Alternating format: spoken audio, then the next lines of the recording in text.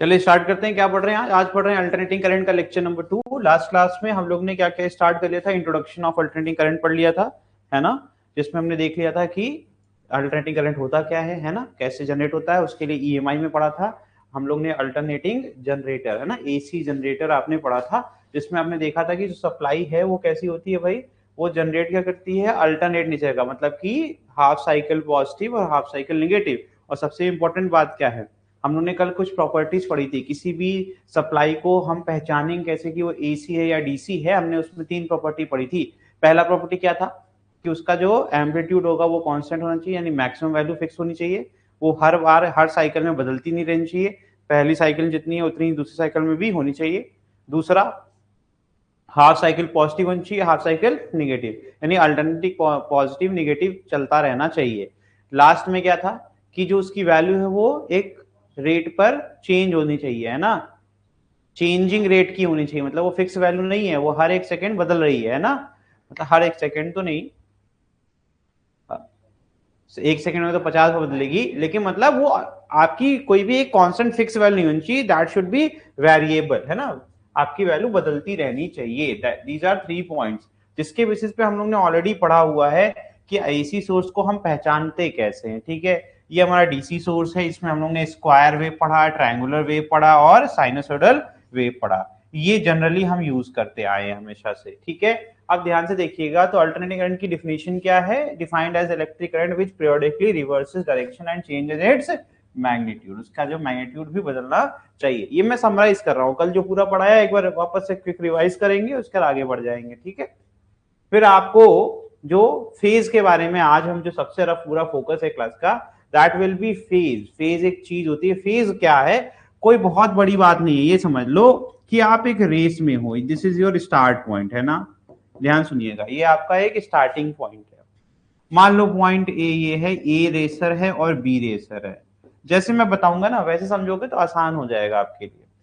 तो ये जो फेज है वो क्या होता है, एक टर्म होता है इनिशियल फेज। इनिशियल फेज का मतलब ये होता है कि जब रेस शुरू होने वाली थी, मान लो यहाँ पे अभी स्टार्ट पे हमने किसी को गो नहीं बोला, लेकिन जब मैंने चेक किया तो क्या हुआ, मैंने पाया कि a already t is equal to 0 second पर क्या है, वो ऑलरेडी 2 मीटर आगे चल रहा है, मतलब वो पहले से धीमे से भाग के यहां आके खड़ा हो गया। जैसे ही गन फायर किया तो वो उसकी रेस कहां से स्टार्ट होगी, यहां से स्टार्ट होगी, है ना, और इसकी रेस कहां से स्टार्ट होगी बताइए भाई, इसकी रेस तो लेट स्टार्ट होगी, it will start from here, right. बेचारा ये हमेशा इससे कितना डिफरेंस पर रहेगा, तो तुमने डिफरेंस 2 मीटर बता दिया तुरंत, यानी कि तुम्हें फेज डिफरेंस तो पता है ना। तो जो इनिशियल फेज है ना, उनको दोनों का फेज आप निकालिए, जिसका 0 हो जाएगा, इसका 2 मीटर हो जाएगा, इनका जो डिफरेंस होता है उसी कहते हैं फेज डिफरेंस। और फेज डिफरेंस बस ये बताता है कौन आगे चल रहा है कौन पीछे चल रहा है। अगर मैं कहूंगा कि फेज डिफरेंस, फेज को हम बेटा ऐसे फाई से डिनोट करते हैं, ये होता है एक एंगल, एंगल की तरह हम पूरे ग्राफ में हम क्या ओमेगा टी यूज करते हैं ना, ओमेगा टी क्या होता है, ओमेगा टी का आप नहीं समझ पाओगे, ओमेगा इंटू टाइम पीरियड, तो ये है क्या, दिस इज एंगल। अब तुम कहोगे नहीं सर प्रूफ करो, तो मैं कहूंगा आप बताओ ओमेगा का फॉर्मूला 2 पाई/टी होता है कि नहीं होता है, तो आपको तो फिर से प्रूफ कर दिया, this is nothing but angle. समझ में आ रहा है? तो अब मैंने कहा एक एंगल से ही तो दूसरा एंगल जुड़ेगा, तो जब हम लिखेंगे कि हम शुरुआती कुछ हम चीटिंग कर रहे हैं और हमने कुछ इनिशियल फेज दे दिया, तो मैं लिखूंगा ओमेगा टी प्लस फाइव, लिखूंगा कि नहीं लिखूंगा। मान लो मैंने पाई पाई एंगल इसको दे दिया, पाई आपको पता है ना ग्राफ पे कैसे दिखाना है, पाई इज वेरी सिंपल, यही तो है सर, मतलब आपकी रेस यहां से स्टार्ट हो रही है, ये होता है पाई, है ना। तो यानी कि जो अगर मान लो वोल्टेज पाई पर है जब मैं स्टार्ट कर रहा हूं और करंट अभी 0 पर है, तो वोल्टेज पाई से आगे हो गया कि नहीं हो गया, समझ में आ रहा है ना। तो वो इनिशियल फेज क्या है, देखो ध्यान से देखना, जैसे यहां ओमेगा टी तो उसके करंट के पास भी होगा, लेकिन फाई जो है, ये जो पाई एक्स्ट्रा आया कि नहीं आया, ये एक्स्ट्रा क्या है, वही जो रेस में हमने आगे इसको, समझ में आ रहा है ना। तो यानी phase is very simple thing, initially where you are standing when time is equal to 0 second, शुरू कर रहे थे जब हम, तब आप कहां पर थे, उसी पोजीशन को रिप्रेजेंट करने के लिए ये फेज आया, इनिशियल फेज। समझ में आया? अब इन्हीं का डिफरेंस कर देंगे हम, तो फेज डिफरेंस मिल जाएगा। समझ में आ रहा है? अब एक आसानी सी बात, अब इसमें कहते हैं कि मान लो ए की हम फेज डिफरेंस निकाल रहे हैं विद रिस्पेक्ट टू बी, यानी ए को बी से कंपेयर कर रहे हैं, तो ए की वैल्यू पहले लिखेंगे। तो अगर मान लो ओमेगा टी प्लस 2 लिख दिया मैंने, मान लो तुम लोग के लिए आसानी से, है ना, ये इसका शुरुआती एंगल है ए का, माइनस क्या करोगे, ओमेगा टी तो करोगे, ओमेगा टी दोनों के पास होता है ना। अब बचेगा क्या, प्लस का 2 बचा कि नहीं बचा, तो प्लस साइन क्या रिप्रेजेंट करता है कि ये 2 से आगे है। अब कह दूंगा बी का निकालो विथ रिस्पेक्ट टू ए, तो बी का पहले लिखोगे, फिर माइनस करोगे क्या, ओमेगा टी प्लस 2, ब्रैकेट खोलोगे तो ये -2 नहीं आएगा क्या। अब माइनस साइन दिखा रहा है कि -2 से ये पीछे चल रहा है, नेगेटिव साइन का मतलब ये पीछे है। समझ में आ रहा है कि नहीं? यानी फेज डिफरेंस अगर पॉजिटिव आ जाए तो आप लीड कर रहे हो, रेस को आप आगे आगे चल रहे हो, लीड कर रहे हो, और अगर ये निगेटिव आ जाए तो आप पीछे पीछे चल रहे हो। सिंपल है कि नहीं है? समझ में आ रहा है कि नहीं? तो यानी it is very simple to understand. अगर हम इतनी छोटी सी कहानी को अच्छे से समराइज करे रहेंगे अपने दिमाग में, तो हमें कभी भी फेज डिफरेंस की कोई टेंशन नहीं होगी। समझ में आ रहा है ना? What is phase, it is clear ना? तो यहां पर क्या है, angle between B and A is changing continuously. यहाँ पे अगर आप नोटिस करोगे तो आपका जो यहाँ पर ग्राफ बना है, व्हाट इज फाई, फाई का आप ध्यान से देखिएगा, फाई इज व्हाट बताओ, magnetic field into area cos उसके बीच का एंगल। ठीक है, अब क्या कह रहे हैं, हम इसको रोटेट कर रहे हैं, कॉइल को हम रोटेट कर रहे हैं, तो कह रहे हैं कि जो थीटा है वो कांस्टेंट नहीं है, वो चेंज हो रहा है। यही तो पढ़ाया था मैंने पीरियोडिक ईएमआई में, तो वही चीज लिख दी इन्होंने, ये चेंज होता है। तो ई निकालेंगे तो ई का फॉर्मूला क्या होता है, D phi by D T. तो इसका डिफरेंशिएशन कॉस का क्या हो जाएगा, साइन, और आपको पढ़ाया मैंने ओमेगा आगे आ जाएगा, है ना। ठीक है, तो बी ए ओमेगा साइन ओमेगा टी। ठीक, ध्यान से देखिएगा, बी ए ओमेगा को क्या बोला जाता था, मैक्सिमम ईएमएफ, है ना। तो E इज इक्वल टू क्या आ गया, E not sine omega T plus theta. What is theta, theta sir जब स्टार्ट कर रहे थे कॉइल को तो हम ऐसे रख रहे थे कि जो एरिया वेक्टर है और जो मैग्नेटिक फील्ड है उनके बीच का एंगल कितना बन रहा था, थीटा। यानी हम स्टार्टिंग में ऐसे नहीं रख रहे थे कि आपका मैग्नेटिक फील्ड और एरिया वेक्टर दोनों एक ही डायरेक्शन में हो जाए, हमने कुछ टेढ़ा रख दिया। टेढ़ा रखने से क्या हुआ, एरिया वेक्टर इधर हो गया, मैग्नेटिक फील्ड इधर हो गया, जिससे कि एंगल कितना बन गया, थीटा। समझ में आ रहा है? यही तो पढ़ाया मैंने इनिशियल, जब रेस को स्टार्ट कर रहे हैं तब आपका एंगल कितना है, वो यही आपका इनिशियल फेज है। इसके बाद तो हम घुमा ही रहे हैं ना, उसके बाद तो हम कांस्टेंट रेट पे ही घुमा रहे हैं ना, तो अब एंगल तो जब घूम के पूरा आएगा तो थीटा पे ही रुकेगा ना वो। तो यानी कि थीटा वो है जो इनिशियली, अगर अब इसी रेस की बात करें, अब ये 2 मीटर आगे है, तो ये अगर दोनों मान लो ये 10 मीटर प्रति सेकंड से भाग रहा है, ये भी 10 मीटर प्रति सेकंड से भाग रहा है, तो अब ये बताओ इनके बीच का जो 2 मीटर का गैप है कभी खत्म हो पाएगा, नहीं ना, दोनों बराबर ही तो स्पीड से चल रहे ना। तो अब ये जाएगा 2 मीटर पहले पहुंच जाएगा, फिर वापस आएगा, तो इसका जब ये वापस आ जाएगा, ये 2 मीटर इसका रह जाएगा, उसके पहले नहीं पहुंच जाएगा ये, क्योंकि ये आगे आगे चल रहा था ना। तो वही है कि जब हम रोटेट कर रहे हैं तो रोटेट तो हम कांस्टेंट रेट पे कर रहे हैं, लेकिन बिकॉज आपने इनिशियली थोड़ी चीटिंग कर ली तो आपका थीटा हमेशा उसमें मेंटेन रहेगा। ठीक है, अब इतना समझ में आ गया। अब आई निकालेंगे, तो आई का भी फिर से वही आपको याद होगा, ई नॉट को डिवाइड कर दो किससे, रेजिस्टेंस ऑफ द कॉइल से, तो ये पूरा फॉर्मूला बन गया I not sine omega T plus. ये क्लियर हुआ कि नहीं हुआ? ठीक है ना, ये पहले भी पढ़ चुके हैं, बस मैंने फेज वाली बात थोड़ी सी ऐड करी। तो कह रहे हैं which of the following graph represent the direct current, तो कह रहे हैं दोनों में से कौन सा ग्राफ आपका यहाँ पे दिया गया है, ए बी सी डी। ठीक है, तो आपको डीसी याद है, ए ऑप्शन इज करेक्ट, खत्म, है ना, फिर बाकी तो हमें पढ़ना नहीं है। ठीक है, let me correct one thing, ये मैं ये लाइन हटा देता हूँ, सी, है ना,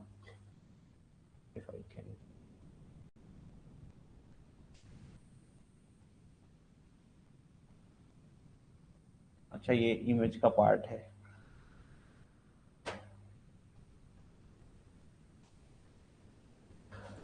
नहीं हो पाएगा ये, चलो रहने दो, ये आ रहा है ना पीपीटी में, चलो कोई बात नहीं, वो डिजाइन का पार्ट हो गया, डिजाइन चेंज करने जाएंगे तो पूरी पीपीटी खराब हो जाएगी।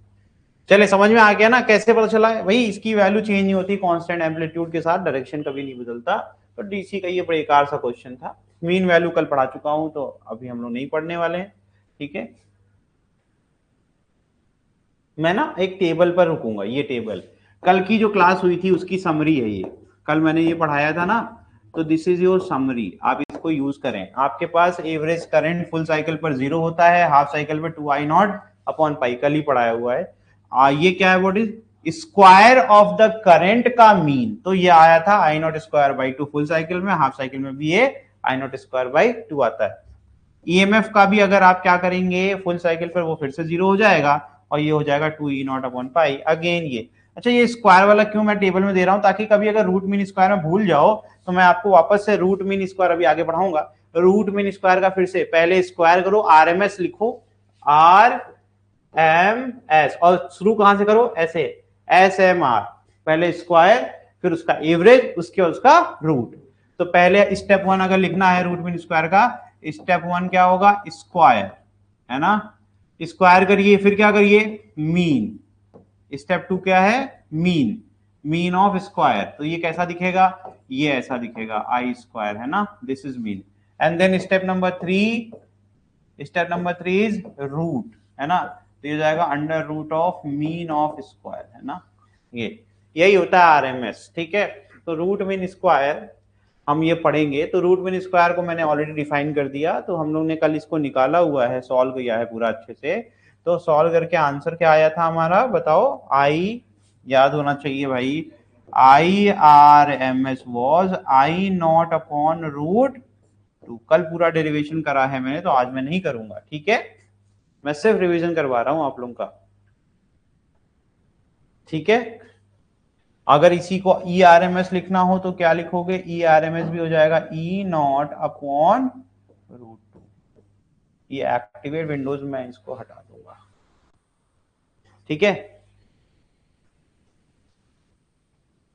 चलिए लिखिए इसको, इतना पढ़िए।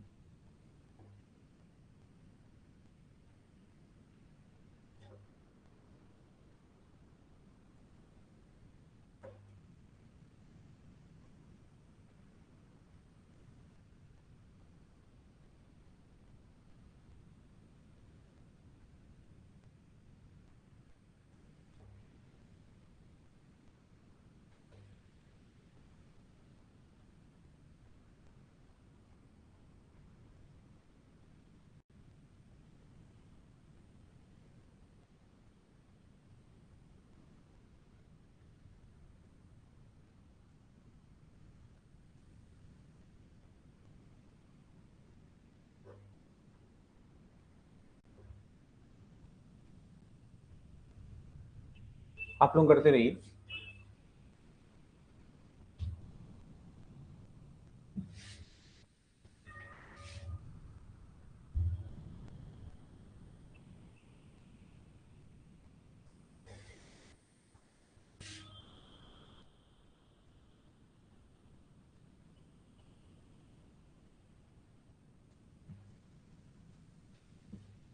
ठीक है ना, ठीक, अब विजिबिलिटी क्लियर हो जाएगी ना। चलो आगे बढ़ जाए, ठीक। चलिए भाई, नेक्स्ट आरएमएस बता दिया आपको, आरएमएस को आपको सॉल्व करना भी सिखा दिया। अभी आपके पास ये थोड़ा सा थ्योरी पढ़िए। अगर आपको रेटेड दिया गया, ये कल भी बताया हुआ, 220 वोल्ट और 50 हर्ट्ज दिया गया है, मान लो आपने कोई अप्लायंसेस खरीदा, जाके प्रेस खरीद के लिया, आयरन खरीद के लिया है, ठीक है। इंडियन सिस्टम में क्या होता है भाई, IRMS होती है 220 वोल्ट और 50 hertz frequency. The current become 0 twice in each cycle, this implies that current become 0 100 times in 1 second. 50 hertz क्या हो गया, मतलब 50 बार पॉजिटिव 50 बार नेगेटिव, है ना, टोटल कितना हो गया, 100 बार, है ना। तो वहां पर आप चेंज करोगे तो कितनी डबल हो जाएगा ना, 50 का डबल क्या हो जाएगा, 100, है ना, 100 बार वो 0 हो रहा है। 220 volt is the RMS value of the supply voltage, ठीक है। अब अगर हमें पीक वोल्टेज निकालना होगा जो घर में हमारे आती है, तो ई और नॉट इज इक्वल टू क्या जाएगा, E R M S into √2, ये फॉर्मूला याद रखना। तो आप बस मल्टीप्लाई करेंगे तो आपके घर में जो आ रही है अभी, जो हम लोग के ऑफिस में भी आ रही है, दैट इज 311 वोल्ट, ठीक है। तो ये आपको याद रखना है, ठीक है। ये कल भी बताया है मैंने, तो ये मैं रिवाइज ही, अभी तो रिवीजन ही चल रहा है ना। It's been already 12 minutes. कल मैंने ये आपको बताया था रूट मीन स्क्वायर का मतलब क्या और सिग्निफिकेंस क्या होता है। जो हीट प्रोड्यूस करेगी एसी और हीट प्रोड्यूस करेगी डीसी, एक सेम रेजिस्टेंस और सेम टाइम इंटरवल में, अगर ये दोनों बराबर हैं तो जो आपका IRMS है वो आपके डीसी के इक्विवेलेंट हो जाएगा, या तो आप कह सकते हो जो आपका करंट इन डीसी है उस समय जब हम डीसी सप्लाई करके हीट प्रोड्यूस कर रहे थे, ये वाला करंट वो बराबर हो जाएगा, इक्विवेलेंट हो जाएगा किसके, IRMS के, ठीक है। ये मैंने कल भी बताया है आपको, और ये मैं कल बहुत अच्छे से डिराइव करके गया था, ठीक है। तो जो वही चीजें रिवाइज आज मैंने इस पीपीटी में सिर्फ वही चीजें समराइज कर दी हैं। तो यहाँ पर पढ़ लेते हैं, RMS value of a AC can be defined as the DC value which produces the same heat in a resistor which the AC produces in that resistor in same duration। ध्यान रखना दो चीजें इंपॉर्टेंट है कि बेटा बराबर heat और बराबर समय मिलेगा और रेजिस्टेंस चेंज नहीं होना चाहिए, है ना। DC devices can not measure the alternating current, और ये कल भी बताया था। नॉर्मल एमीटर वोल्टमीटर काम नहीं करेगा, वो जीरो पे रुक जाएगा। तो इसका क्या है, हम लोग ने थर्मल एक्सपेंशन चैप्टर पढ़ा हुआ था, तो हम हॉट वायर एमीटर यूज करेंगे। मैंने उसमें कहा भी था कि हीटिंग इफेक्ट का यूज करेंगे। तो are used to measure the AC, they measure RMS value जिसमें करंट, और अब वो दिखाता हूं मैं तुम्हें कि हॉट वायर क्या होता है। अगर ये क्वेश्चन कर लेते हैं, चलो छोटा सा बेकार सा क्वेश्चन है, इसमें क्या है, क्या डेंजरस आता है, 220 वोल्ट एसी या 220 वोल्ट डीसी। देखो ध्यान से, इसका पीक ही 220 है, लेकिन इसका पीक कितना है भाई, 311। तो लिखेंगे AC is more dangerous than DC, खत्म, ठीक है। आगे ये इंपॉर्टेंट है, this is important. Hot wire के बारे में कल बताया था लेकिन आपको फिगर नहीं दिखा पाया था, तो आज मैं फिगर के साथ आया हूं, है ना। इसको ध्यान से देखिएगा जरा। अच्छा ये व्हाइट है तो दिख नहीं रहा है, बहुत सिंपल। ये तो आप इसको मत भी देखिए, सर्किट देखना इंपॉर्टेंट है। आपको ये दिख रहा है ना, पावर सप्लाई हम दे रहे हैं, ठीक है। ये आपका रेजिस्टेंस हो गया, शंट रेजिस्टेंस। हम इनिशियल कंडीशन की बात कर रहे हैं और फाइनल कंडीशन में भी हम देखेंगे इसको, ठीक। तो आपको यहाँ पर ये दिख रहा है कि यहाँ पे बीच में एक नहीं दिख रहा होगा, ऑनलाइन नहीं दिख, मैं फिगर बना रहा हूँ, ठीक है। मैं फिगर बना रहा हूँ, ध्यान से देखना,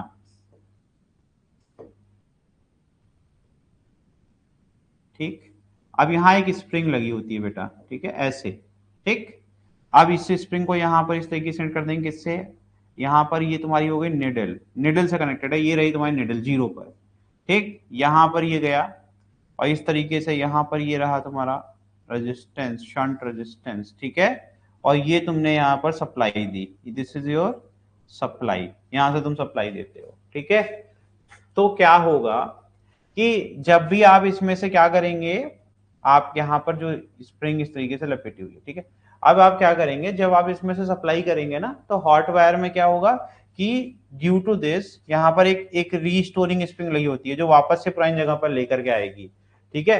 तो वो एक्चुअली बाद में क्या होगा, वो बेंड हो जाएगी। हॉट वायर में क्या हो जाएगी, ये इस तरीके से बेंड हो जाएगी, जिससे कि रीडिंग आपकी क्या होगी, अब ये रीडिंग आपकी इधर चली गई, ठीक है, ये रीडिंग इधर आ गई। तो अब ध्यान से सुनना, ये बहुत इंपॉर्टेंट है। तो जब ये आपका हॉट वायर से एक्सपेंशन होता है ना, तो उससे क्या हुआ, ये बेंडिंग आपकी हो गई, तो आपकी वो स्प्रिंग रोटेट हो गई, ठीक है। लेकिन जैसे ही हम करंट को जीरो करेंगे, तो ये जो दूसरी स्प्रिंग नीचे लगाई थी मैंने, ये क्या करेगी, इसको खींच के वापस से जीरो पर लेके आएगी। यानी इस स्प्रिंग का काम सिर्फ रिस्टोर करना है, वापस से अपनी जगह पर ले आना।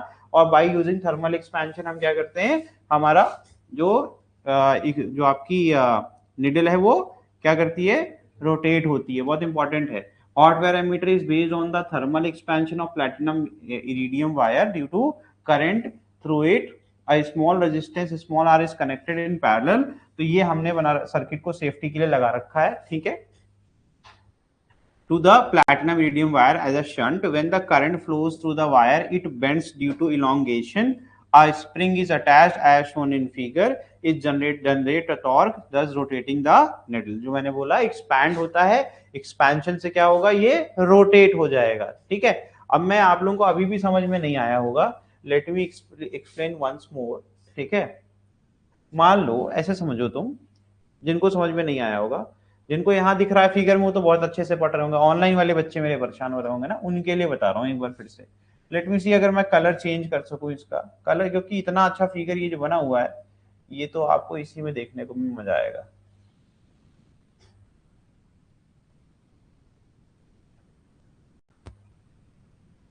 क्या अभी दिख रहा है? लेट मी सी, हाँ दिख तो रहा है, अब दिख रहा है ना? यही करना चाहिए था पहले, और अगर ऐसे करते हैं तो ज्यादा क्लियर हो जाएगा। ठीक है ठीक है ठीक है, ये भी ठीक है।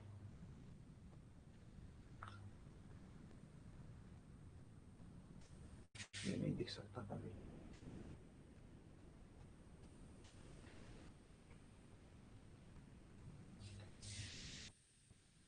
सबसे बेस्ट यही है। चलो हो गया काम। ध्यान से देखो, अब यहाँ पे ना मैं हाईलाइट कर रहा हूं ये, ठीक है, ये कनेक्टेड है और ये इस तरीके से, तो यहाँ तुमको दिख रही है स्प्रिंग, ये स्प्रिंग तो दिख रही है ऑनलाइन, है ना? ये देखो, ठीक,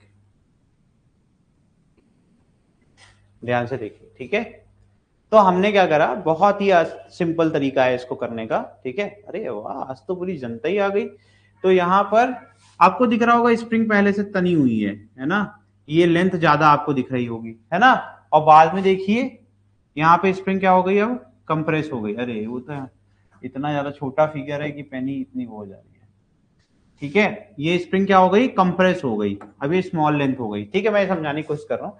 अब जब करंट फ्लो करवाओगे तो ये गर्म होगा। ठीक है, अब मैंने अभी समझाया, ये शंट में देखो छोटा रेजिस्टेंस है, बड़ा रेजिस्टेंस है, ज्यादा हीटिंग यहाँ प्रोड्यूस होगी, हीट प्रोड्यूस होगी तो ये एक्सपैंड करेगा। जब ये एक्सपैंड करेगा, अभी ये वायर एकदम टाइटली बाउंड है, मैंने स्प्रिंग को खींच करके, मैंने स्प्रिंग को खींचा और खींच करके ये वायर एकदम स्ट्रेट लगा दिया। फिक्स्ड वायर है, मतलब मेटल का स्ट्रॉन्ग वायर है, ये बेंड नहीं होगा।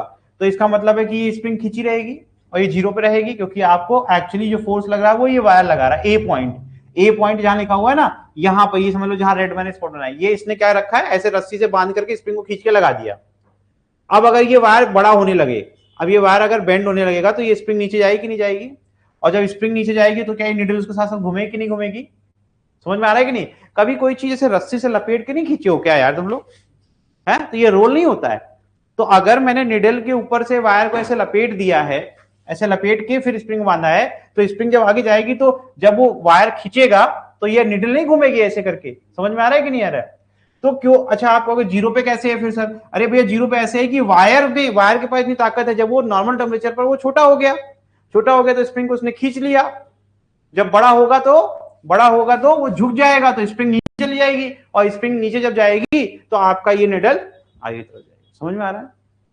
यही है हॉट वायर। यही समझाने की कोशिश कर रहा था मैं कि यहां से जब हम आएंगे, ठीक है, तो ये इस तरीके से, अगर मुझे इसको, अरे अब तो ये मिटेगा नहीं,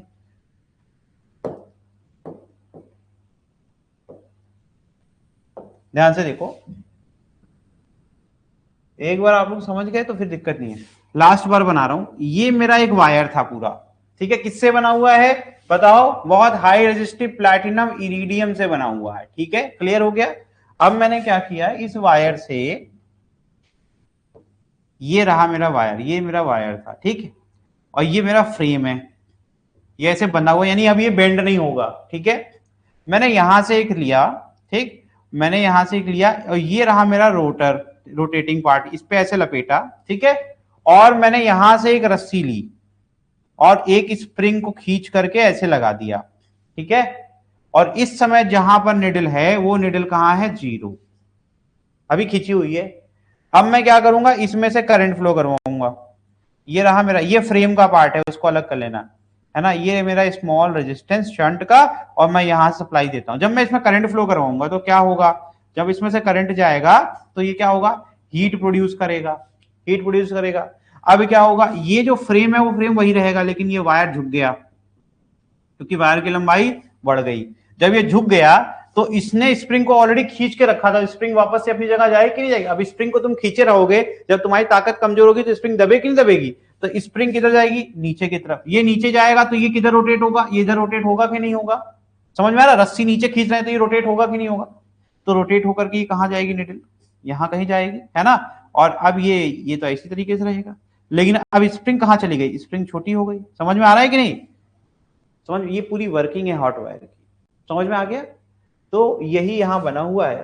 तो वही स्मॉल रेजिस्टेंस कनेक्ट करते हैं पैरेलल में, और जो शंट है, when current flows through the wire it bends due to the elongation, a spring is attached as shown figure, generate torque, इससे रोटेट होना स्टार्ट हो जाती है आपकी। और इलोंगेशन इन वायर कैसे, हम लोग को पहले से पता है, delta L is equal to L alpha delta. समझ में आ रहा है?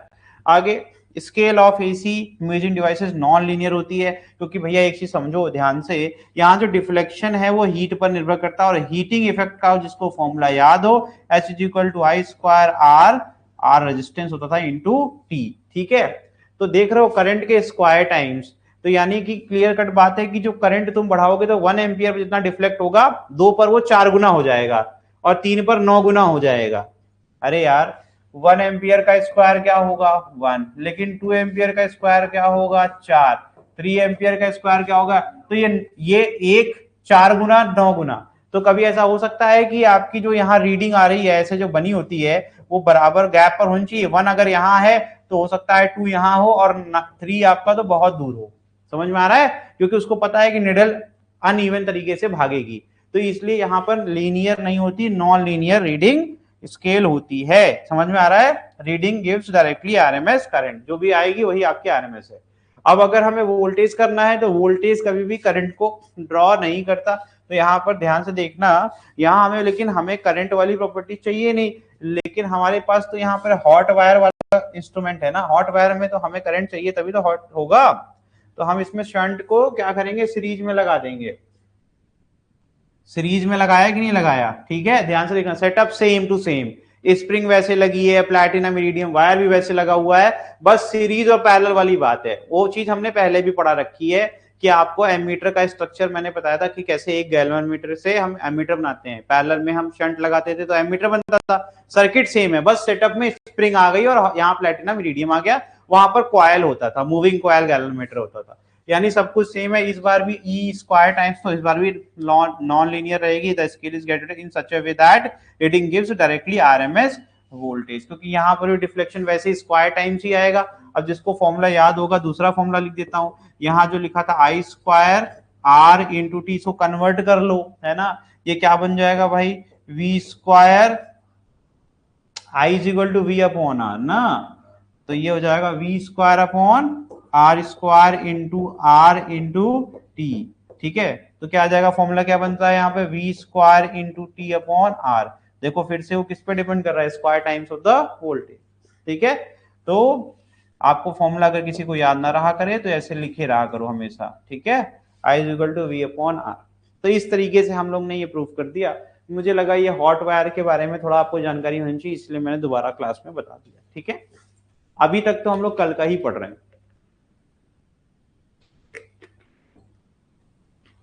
आगे बढ़े, चलो स्टार्ट करते हैं।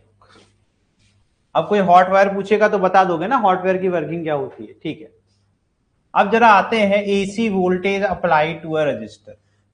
तो पहली बात तो आपको पता होना चाहिए, एसी वोल्टेज का फॉर्मूला मैंने कल ही लिखवाया था, ई नॉट साइन ओमेगा टी, कल पढ़ाया था मैंने ये, है ना? और अगर मुझे करंट बनाना हो तो करंट का फॉर्मूला क्या होता है? I is equal to V upon R, है ना? आपको अच्छे से याद होगा। तो हमें क्या करना है? ई अपॉन आर कर दूंगा अगर मैं, तो मुझे अगर कुछ नहीं आता है और मुझसे कोई कह देगा आई का फॉर्मूला बताओ एसी में, तो मैं कह दूंगा यार ई एसी वाला फॉर्मूला याद है मुझे, उससे रेजिस्टेंस को डिवाइड कर दूंगा।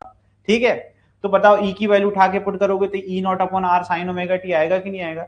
अब इसने ये फाई क्या कर दिया? फाई मैंने अभी स्टार्टिंग ऑफ द क्लास बताया था कि जो इनिशियली जो स्टार्टिंग में आपका एंगल जीरो से ना स्टार्ट होकर के किसी एक एंगल पर है, तो omega T plus phi, phi की वैल्यू जीरो भी हो सकती है। तो जनरल फॉर्मूले में हम फाई को हमेशा रखते हैं। अगर हमें कहना है कि नहीं मेरा ग्राफ हमेशा यहीं से स्टार्ट होता है, जीरो से स्टार्ट होता है, तो मैं क्या कह दूंगा? मैं एक लाइन में इसको कह दूंगा कि फाई जीरो। इस ग्राफ में क्या है? फाई की वैल्यू जीरो, क्योंकि मैंने कोई भी चीटिंग नहीं करी, मैं जीरो से ही स्टार्ट कर रहा हूं, ठीक है। तो ये हो गया मेरा कोई जनरल सा अगर मुझे बनाना है, this is my omega t, is it okay, ठीक है। तो ये हो जाएगा 0, ये हो जाएगा π/2 और ये हो जाएगा पाई और ये हो जाएगा 2 पाई। मैंने क्या किया, टाइम पीरियड को इन टर्म्स ऑफ एंगल लिख दिया, क्यों, क्योंकि ओमेगा टी को आप सॉल्व करके यहां अगर पुट करोगे, एक टाइम पीरियड आपको पता है क्या होता है, एक टाइम पीरियड यही टी होता है, this is your t/2, right.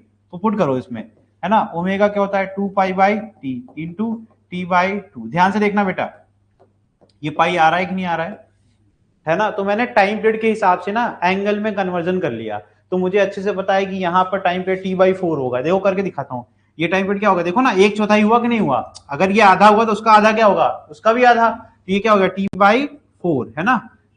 रुको मैं कलर कोडिंग कर देता हूँ, डिफरेंट कलर से लिख देता हूँ, सो दैट तुमको ये मैं यहीं से सिखा दे रहा हूँ।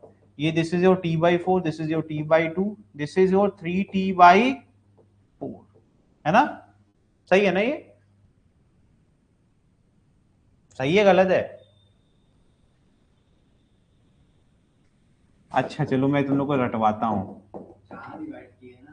नहीं नहीं, अब इतनी छोटी चीज में भी तुम लोग कंक्लूड नहीं कर पा रहे, ये 3t/4 ही तो हुआ।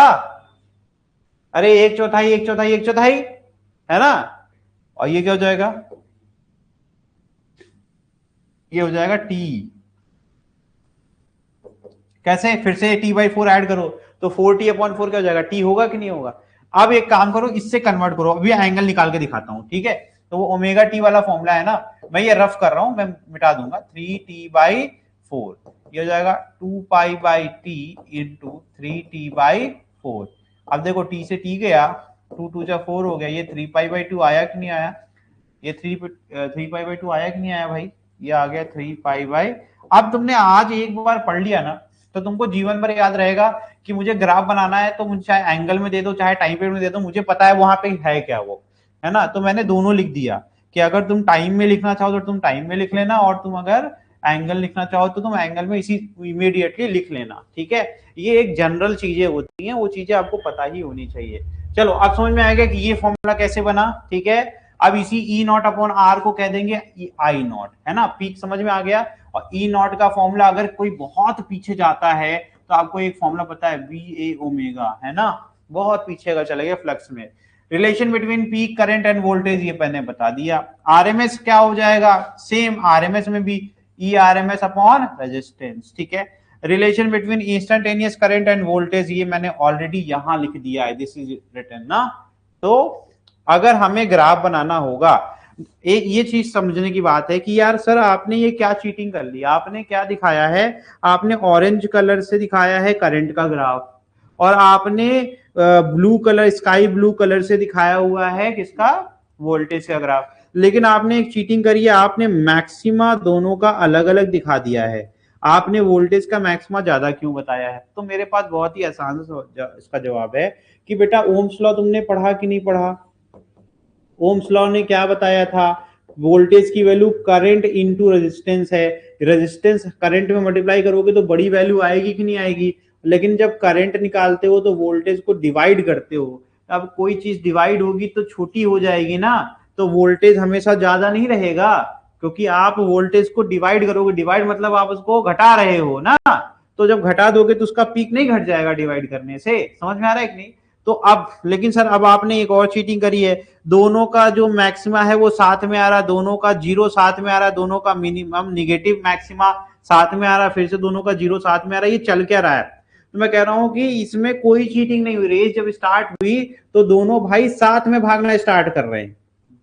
जब साथ में भागेंगे और सेम स्पीड से भागेंगे तो सेम टाइम पर वो इधर वाली लाइन पे पहुंचेंगे, और रिटर्न भी सेम ही टाइम पर वो होंगे कि नहीं होंगे। तो जब इनके बीच में आप फेज डिफरेंस ही नहीं दोगे, तो मैंने कहा कैसे, तो मैंने कहा प्रूफ कर देता हूँ, ये तो बातें हो गई, मैथ से प्रूफ कर देता हूँ। तो मैंने सिखाया था कि नहीं सिखाया था, एंगल देखना दोनों का सिखाया था ना। मैंने कहा कि अगर किसी का फेज डिफरेंस निकालना है तो डेल्टा मतलब डिफरेंस, और ये हो गया फेज, इज इक्वल टू क्या जाएगा, मान लो वोल्टेज का निकाल रहे हैं, वोल्टेज का निकालने तो पहले वोल्टेज का लिखा जाएगा, है ना, और फिर माइनस करेंगे करंट का, करंट की वैल्यू भी सेम थी।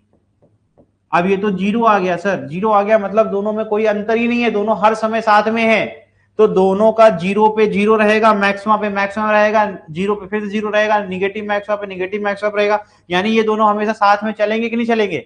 तो अगर कोई मुझसे कहेगा what is the phase difference, तो मैं कहूंगा कोई फेज डिफरेंस नहीं, जीरो। समझ में आया कि नहीं? तो ये है ये ग्राफ का मतलब, समझ में आ गया कि नहीं?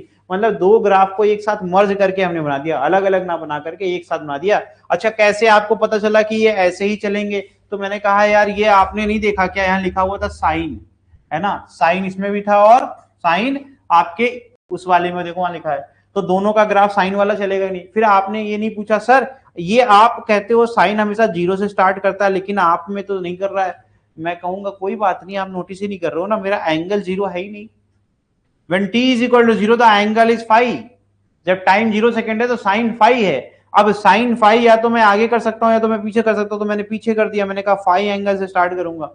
तो जब वहां पर पीछे ले गया तो वहां पर वो जीरो हुआ, यहां पर वो फाइव पर है, T is equal to zero पर वो फाइव पर उसकी वैल्यू ज्यादा होगी जीरो से, तो ये जीरो से ज्यादा कोई वैल्यू हमने ले ली। समझ में आ रहा है? मैं इसको बनाना चाहता हूँ एक्चुअली, ये चीज बड़ी इंपॉर्टेंट है, इसी के बेसिस पर पूरा चैप्टर चलना है। और अगर तुम लोग को ये नहीं आएगा तो फिर बहुत ही दिक्कत होगी। ठीक है, जरा ये चीज समझो और इसको अच्छे से पढ़ो, ये ग्राफ बनाना सीखो मेरे साथ साथ। ठीक है, ये मैं दो ग्राफ बनाऊंगा तुम लोग के लिए ताकि तुम लोग को थोड़ा सा समझ में आए, है ना। और मैं तुम लोग को ना टेबल के साथ पढ़ाऊंगा बहुत ही सिंपल तरीके से। t is equal to zero put करो तो क्या आ जाएगा, e is equal to E not sine zero plus phi, है ना। मान लो ये क्या बन गया, ई नॉट साइन, यानी क्लियर कट बात हो गई, फाई कोई भी एंगल है, फाई जो एंगल है वो 0 डिग्री से ज्यादा है ना। और हमें अच्छे से ज्ञात है कि साइन जीरो पर ही जीरो होता है सिर्फ, है ना, सिर्फ साइन जीरो पर जीरो होता है और कहीं पर भी वो जीरो नहीं होता, है ना। और कहां फिर जीरो होगा, फिर वो सर 180 पर जीरो हो जाएगा और 180 के बाद फिर सीधी लाइन नहीं है, ठीक है, काम चलाओ इससे। ठीक है, हम क्या सपोज करते हैं, हम ये मान के चलते हैं ना, मैं इसको इस लाइन को डॉटेड बनाने जाता हूं, यहां पर वो है जब थीटा आपका जीरो होता है ना, यहां पर ये 0 डिग्री वाला केस है, तो ग्राफ यहां से शुरू होना चाहिए था, तो मैं यहीं से ग्राफ एक बना देता हूं फटाफट। देखो तरीका सीखो, जैसे से मैं बना रहा हूं चालाकी से वैसे ही। सवाल क्या कहता है वो मैटर नहीं करता अगर नॉलेज आपका क्लियर है तो, है ना। ये आपका ई हो गया, this is my omega T. ठीक है, अब ध्यान से सुनिएगा, ध्यान से, ये वो पोजीशन है जब यहां पर 0 डिग्री अगर होता, साइन ऑफ 0 डिग्री अगर होता तो यहां होते हम, ठीक। बट हमारे केस में ऐसा है नहीं, हमें कितना एंगल आगे जाना है, हमें 5 पर जाना है, हमें कितने पर जाना है 5, तो 5 की लाइन ही हमारी मेन लाइन होगी, 5 की लाइन ही हमारी, क्यों, क्योंकि जो स्टार्ट हो रहा है, स्टार्टिंग पॉइंट कहां से हो रही है, जीरो से हो रही है क्या, जीरो से हो रही है क्या, नहीं ना, सिंपल। देखो कितने चालाकी से बिना हमने फाई के बारे में कुछ जाने हमने वो चीज अचीव कर ली जो हमें अचीव करना था। समझ में आ रहा है?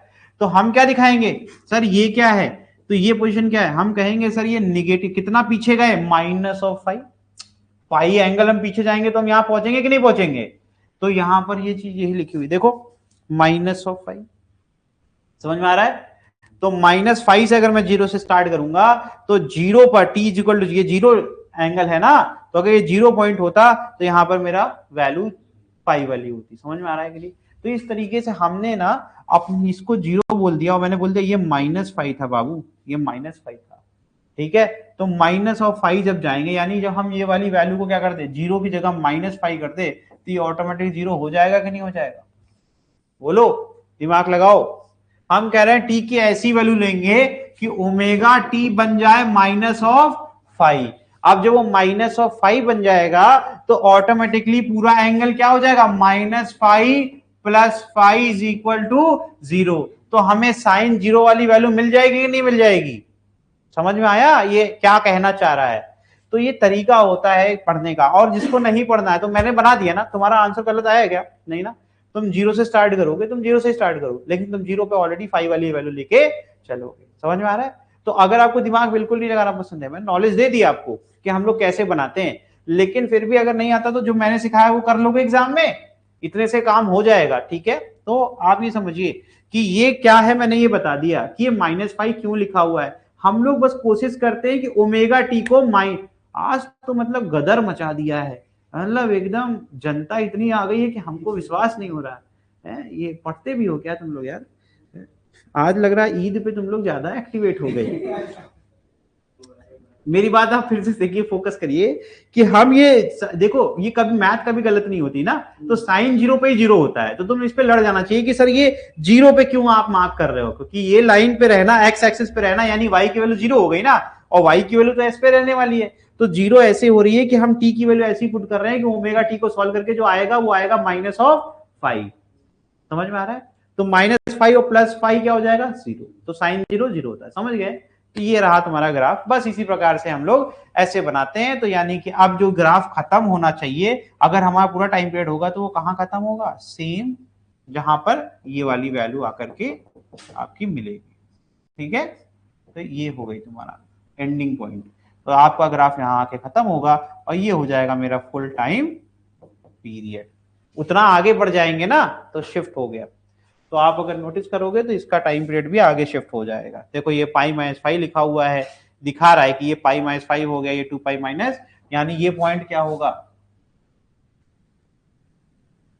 देखो ये ऑटोमेटिक यहाँ टी बोल रहा हूं ना, तो यहाँ क्या हो जाएगा t माइनस, है ना, और t क्या होता है 2π होता है ना, अगर मैं 2π के फॉर्म में लिख दूं तो दिस इज माई 2π, तो 2π से कितना कम होगा यहाँ पर 2π माइनस, है ना, और यहाँ पर पाई यहाँ होगा कहीं ना, तो यहाँ पर क्या हो जाएगा पाई माइनस, और यहाँ मैक्सिमम पे क्या होगा π/2 ना होकर के π/2 से कितना घटेगा, समझ गए? तो ये होता है बेटा ग्राफ। तो आपकी कंप्लीट साइकिल यहाँ शुरू होती है और यहाँ पर खत्म होती है। ठीक है, तो इस तरीके से ग्राफ बनाए जाते हैं, और ये थोड़ा नीचे रहेगा, ये गलत नहीं बनाया मैंने, ठीक है, एकदम सही है वो। तो ये मैंने आपको सिखा दिया, ये कुछ सोल्यूशन दे देते हैं यार, ये सब पूरा भर मतलब क्या है इसका। चलो मैं समझाता हूं। In a region of uniform magnetic induction, B की वैल्यू क्या है 10⁻⁻² टेस्ला, अ सर्कुलर कॉइल। अभी ये पता है ये ईएमआई का क्वेश्चन है, ये इस चैप्टर का क्वेश्चन नहीं है, आपको अच्छे से, आपको पीरियोडिक ईएमआई पढ़ाई थी मैंने, है ना, पीरियोडिक ईएमआई आपको पढ़ाई थी। ठीक है, तो वहां पर कह रहे हैं बी की वैल्यू ये है, और कह रहे हैं 30 सेंटीमीटर का रेडियस है, और रेजिस्टेंस कितना है π², इसका कॉइल का रेजिस्टेंस π² ओम है, उसको रोटेट कर दिया एक्सिस के लॉ जो कि परपेंडिकुलर है। ठीक है, अब इसमें आपको दिख रहा है कि परपेंडिकुलर जैसे घुमाएंगे तो ये क्या थीटा ही तो बदलेगा, एरिया क्या हो जाएगा, एरिया इज योर 30 सेंटीमीटर है इंटू पाई इंटू 30 सेंटीमीटर का स्क्वायर, है ना, उसको देख लेना। फिर क्या करें, आई थिंक ये क्वेश्चन मैंने करवाया हुआ है ना यार, ये क्वेश्चन ईएमआई में ऐसा क्वेश्चन करवाया हुआ है, मुझे याद आ रहा है। The direction of B and which forms a diameter of the coil if coil rotates 200 rotation पर मिनट, तो आपको आरपीएस निकालना है ना। आरपीएस के लिए क्या करोगे, RPS is equal to RPM upon 60, याद रखना। The amplitude of alternating current, तो कह रहे हैं कि आई नॉट बताओ बेटा, आपसे कहा जा रहा है आई नॉट, बहुत सिंपल क्वेश्चन है। बी ये हो गया, आर आपका ये दिया है, रजिस्ट आपका रेडियस 30 सेंटीमीटर है, और फ्रीक्वेंसी क्या 200 आरपीएम। आई नॉट निकालना है, ई का फॉर्मूला अब ई नॉट में बी ए ओमेगा पुट कर देना। ठीक है, क्यों, क्योंकि हमारे पास रोटेटिंग वाला कंडीशन है। देखें आगे साइन ओमेगा टी आ गया, फिर बी ओमेगा अपॉन आर कर देंगे तो हमें करंट मिल जाएगा, पीक करंट का फॉर्मूला ये रहा। ठीक, सारी वैल्यू उठा के पुट कर दो। अब ओमेगा का एक फॉर्मूला होता है 2π अपॉन टी, या फिर दूसरा फॉर्मूला होता है 2π इंटू फ्रीक्वेंसी। फ्रीक्वेंसी आपकी 200 दी गई है, 200 को डिवाइड कितने से करना है 60 से, बहुत आसान क्वेश्चन था। तो बी की वैल्यू पुट कर दिया, एरिया क्या होता है πr² दिख रहा है, इंटू क्या हो जाएगा 2π इंटू एफ, एफ कितना है 200 अपॉन 60, बस सॉल्व कर दिया। यहाँ से एक पाई से ये पाई कट गया, एक पाई ये वाला ये पाई कट गया, पाई का काम ही खत्म हो गया, एक जीरो से ये काट दो। ठीक है, 2 3 जा हो जाएगा। ठीक है, ये हो जाएगा 10⁻⁻² इंटू 0.3 इंटू 0.3। मैंने हमेशा कहा है कि कभी भी आपको नहीं करना है, ये एक जीरो यहाँ से हटाओगे ये 3 बन जाएगा। देखो ध्यान से, ये जीरो यहाँ से हटाया तो ये 3 बन गया, डिवीजन में क्या है एक 3 बचा है बस, तो ये 3 से 3 कट गया, ये आ गया 0.6 इंटू 10⁻²।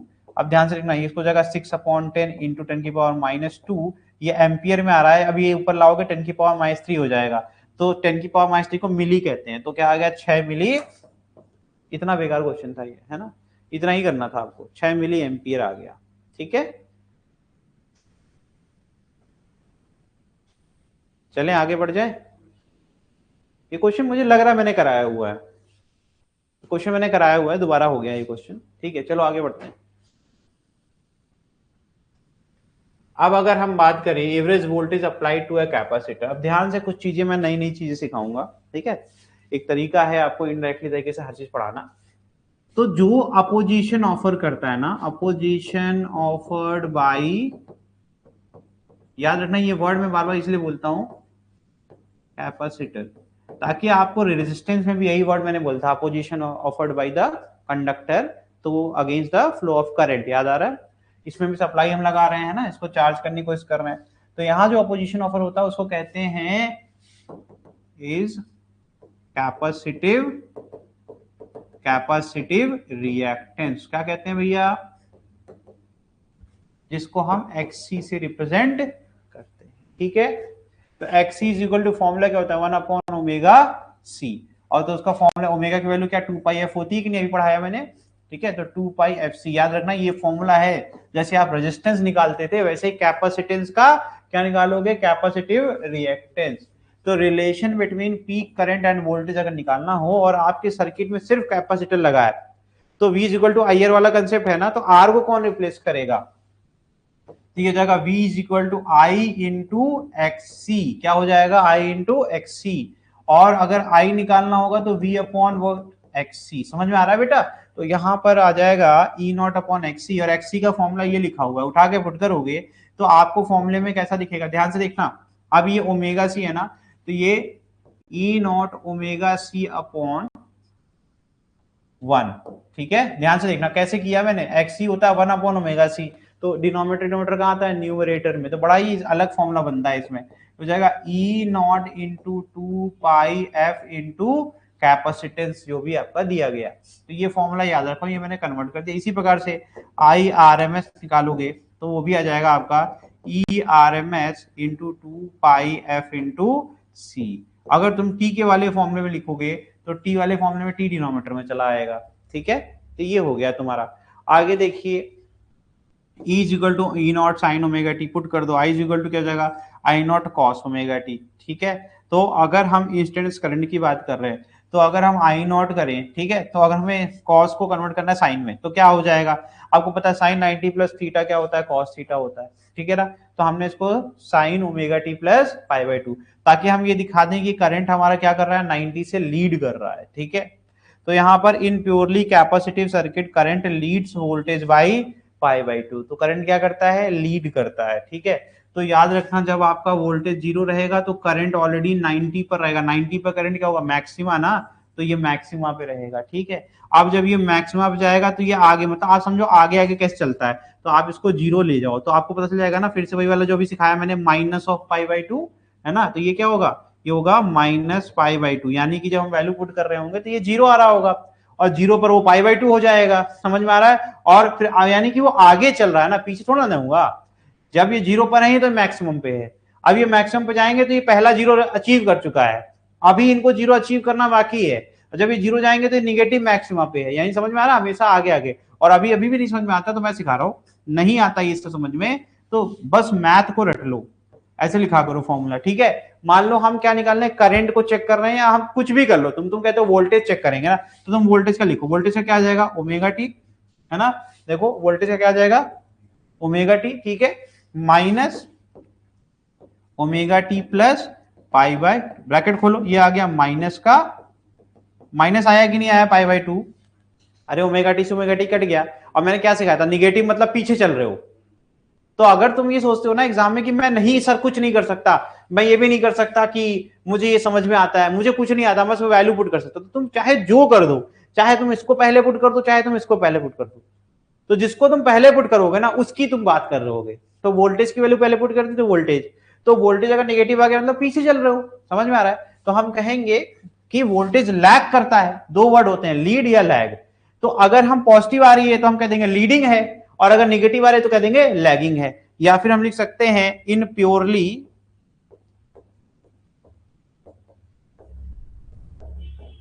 कैपेसिटिव सर्किट वोल्टेज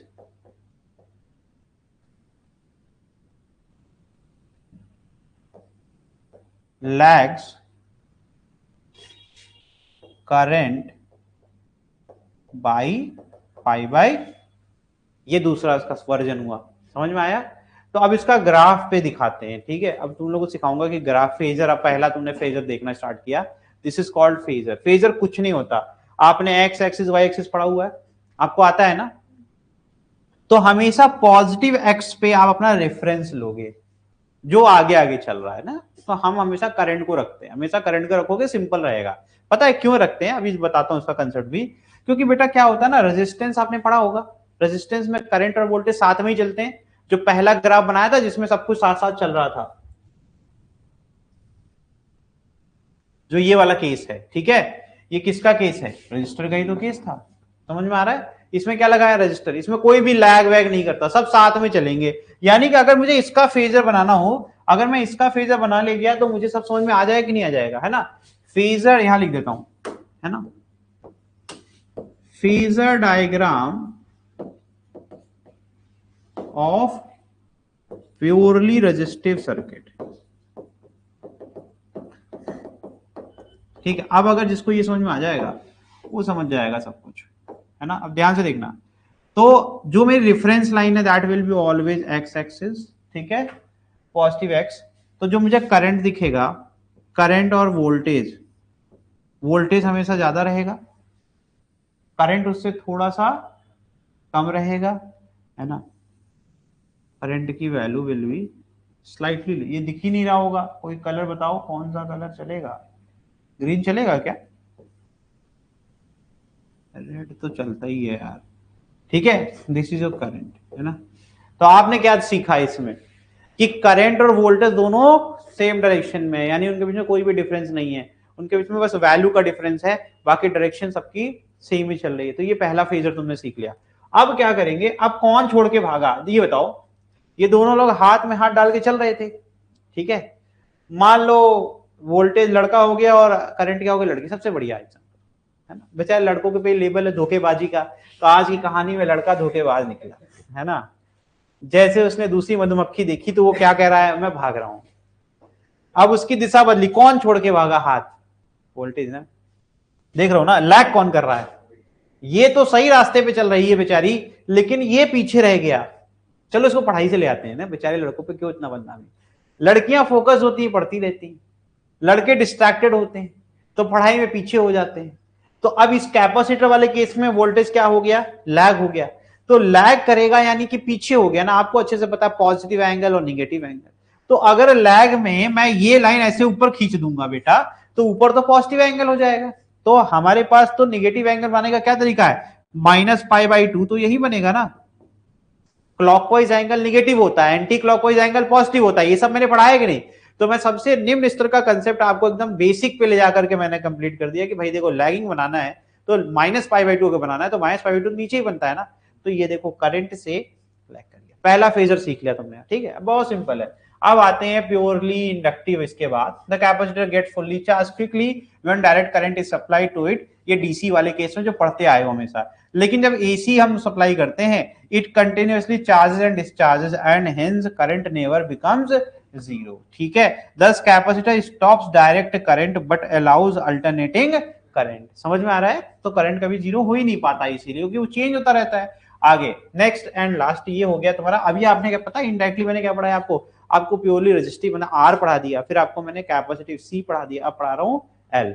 अभी मैंने आपको सिंगल सर्किट पढ़ाई, अब इसका कॉम्बिनेशन पढ़ाऊंगा, ठीक है। अब ये सबको याद है, सोलेनॉइड देखा था, कॉइल देखा था, उसमें इंडक्टेंस होता है, सब पता है सेल्फ इंडक्टेंस के बारे में। तो अब मैं सीधे यहाँ एल से रिप्रेजेंट करूंगा, ठीक है। इसका वोल्टेज ड्रॉप वीएल हो गया, यहां से मैंने ये सप्लाई करा, ठीक है। करंट ग्रोथ की कहानी नहीं बताऊंगा दोबारा से। आपको पता ईएमएफ जो इंड्यूस होता है वो L D I by D T होता है कि नहीं होता। वी ई माइनस या केवीएल ही तो है, केवीएल में ये सप्लायर हो गया, ये कंज्यूमर हो गया, ई माइनस वीएल। अब हम इसको करेंगे तो E is equal to VL आ जाएगा, तो क्या आ गया, L D I by D T. तो D I is equal to क्या, अगर हम इसको क्रॉस मल्टीप्लाई कर लें, क्या इसी को कर देता हूं, L D I by D T is equal to E. तो L D I is equal to E D T. समझ में आ रहा है कि नहीं। अगर हम डी आई ले ले तो ये ई upon L, L is the opposition offered by, right, तो जाएगा डी टी। समझ में आ रहा है, integration integration, is it okay. अब ई की जब वैल्यू पुट करेंगे तो वेरिएबल्स अंदर चले जाएंगे, ठीक है। चलो मैं पूरे पे लगा देता हूं इंटीग्रेशन, लो, तो ई की वैल्यू पुट कर दिया, E not sine omega t, है ना। तो E not sine omega T put करेंगे तो ई नॉट बाहर आ जाएगा, ई नॉट अपॉन एल क्या हो जाएगा तुम्हारा, ये दिख रहा है तुमको। अब जब साइन ओमेगा टी का इंटीग्रेशन करेंगे तो हमें अच्छे से पता है आता क्या है, माइनस का cos omega T upon omega. तो मैंने ये देखो इसको पूरे को बाहर कर लिया, समझ में आ रहा है। अब हम कॉस ओमेगा टी को साइन के फॉर्म में लिखना चाहते तो कैसे लिखेंगे भाई, यहां पर ध्यान देना, इस माइनस को अंदर ले लो, है ना। तो फिर sine omega t minus pi by two, sine 90 minus theta, या देखो ध्यान से इसमें माइनस कॉमन लोगे तो ये जाएगा 90 माइनस ओमेगा टी, माइनस अंदर लेके गए, समझ में आ रहा है। तो ये क्या आ जाएगा, sign omega t minus pi by to. अब दिख रहा है करंट इज लैगिंग, नहीं पता चला, मैं सिखाता हूं। अब मैं सिखाता हूं, ये देखो निगेटिव आ गया ना इनिशियल फेज, इसमें क्या था, इसमें जीरो था। अब मुझे बताओ फाइव जीरो है और दूसरे में फाइव क्या है, minus pi by to. Zero बड़ा कि माइनस पाई बाई टू बड़ा, जीरो बड़ा ना, जीरो बड़ा। तो यानी कि वोल्टेज आगे चल रहा है कि नहीं चल रहा, अभी भी किसी को नहीं समझ में आया, कोई बात नहीं। मैं कहता हूं ये तो तुम्हें करना सिखाया था, कोई वैल्यू पुट कर दो पहले, पहले क्या आ जाएगा, ओमेगा टी, है ना। फिर मैंने वोल्टेज का लिखा minus of omega t minus pi by to, समझ में आ रहा है कि नहीं। तो अब इसको जरा एक्सपैंड करो, क्या जाएगा, प्लस का पाई बाई, यानी वोल्टेज पाई बाई टू से आगे निकल गया कि नहीं निकल गया। तो इस बार कौन हाथ छोड़ रहा है, इस बार करंट हाथ छोड़ रहा है ना। और वोल्टेज आगे, तो करंट को तो अपनी लड़की है तो उसको डिस्टर्ब नहीं करेंगे, वो अपनी जगह पर पड़े रहने दो। करंट को आगे बढ़ गया, आगे बढ़ गया, तो अगर this is my x axis, इसमें मैंने करंट को फिक्स कर दिया, तो अब पॉजिटिव पाई बाई टू कहां बनेगा, इधर ही तो बनेगा। तो ये देखो वोल्टेज इधर आ गया है ना, इंडक्टिव वोल्टेज लीड करता है और कैपेसिटिव लैग करता है। अगर मुझे तीनों एक साथ बनाना हो तो मैं बनाऊंगा ऐसे, मैं कहूंगा ये हो गया मेरा वी आर, ये हो गया मेरा वी सी, तो ये होगा देखो आर एल या फिर एल सी आर, ठीक है। ये मैंने तीनों एक साथ बना दिए, जिसमें करंट तो हमेशा आर वाले डायरेक्शन में ही रहेगा, यहां पर वो यहां लीड करता है। ये हो गया तेरा माइनस पाई बाई टू, ये हो गया तेरा प्लस पाई बाई टू। यहां पे क्लियर हो जाएगा कि ये लीड कर रहा है, यहां पर वोल्टेज लैग कर रहा है, समझ में आ रहा है। ये तीनों मैंने एक साथ बना दिया रफली, ये अपने नोट्स के लिए रख लो। मैंने अभी आपको बता दिया कि वीएल कैसे फेजर में बनेगा। समझ में आ रहा है कि नहीं आ रहा है, तो आसान भाषा में पढ़ रहे हैं। तो ये हो गया तुम्हारा, जिसको ये माइनस समझ नहीं आया तो कोई डरने की बात नहीं है, तुम ये माइनस साइन रखो। तो मुझे ये बताओ बस, जो मैंने बेसिक मैंने पढ़ाया है, साइन ऑफ माइनस थीटा क्या होता है, माइनस साइन थीटा होता है कि नहीं। ठीक है मेरे भाई, तो तुम एक काम करना ना, पहले तुम इसको कर लेना साइन ओमेगा टी, तुम इसको इस तरीके से कर लो, तुम 90 वाला फॉर्मूला लगा लो पहले प्लस करके, ठीक है। और फिर उसके बाद तुम इसको जब माइनस को अंदर लेके जाओगे तो ऑटोमेटिकली कन्वर्ट हो जाएगा कि नहीं हो जाएगा। तो ये sign omega t minus pi by to हो जाएगा, ये माइनस को साइन को बाद में भी अंदर ले सकते हैं। तो इस तरीके से हमने इसको सिंप्लीफाई कर लिया। तो फेज डिफरेंस कितना आया भाई, पाई बाई टू का माइनस का। अब यहाँ पर याद रखना ये एक इंपॉर्टेंट बात, तो जैसे रेजिस्टेंस होता था तो यहाँ पर होता है इंडक्टिव रिएक्टेंस, क्या होता है, इंडक्टिव, जो रेजिस्टेंस को रिप्रेजेंट करता है, जिसका फॉर्मूला होता है एक्सएल, क्या होता है, एक्सएल। और एक्सएल की वैल्यू क्या होती है, एल ओमेगा। तुमने नहीं पहचाना होगा तो मैं तुम्हें यहां पहचान दूंगा, ये देखो ई नॉट अपॉन एल ओमेगा है, तो नीचे क्या होता है, रेजिस्टेंस होता है, तो L omega represent what, XL. तो XL is equal to L omega, omega की वैल्यू पुट कर दो, एल अपॉन क्या जाएगा ये, 2 पाई अपॉन, बताओ, टी। समझ में आ रहा है। और अगर मैं इसको चाहूं तो, अगर मुझे उस फॉर्म में करना है तो भी मैं इसको कर सकता हूं, ठीक है।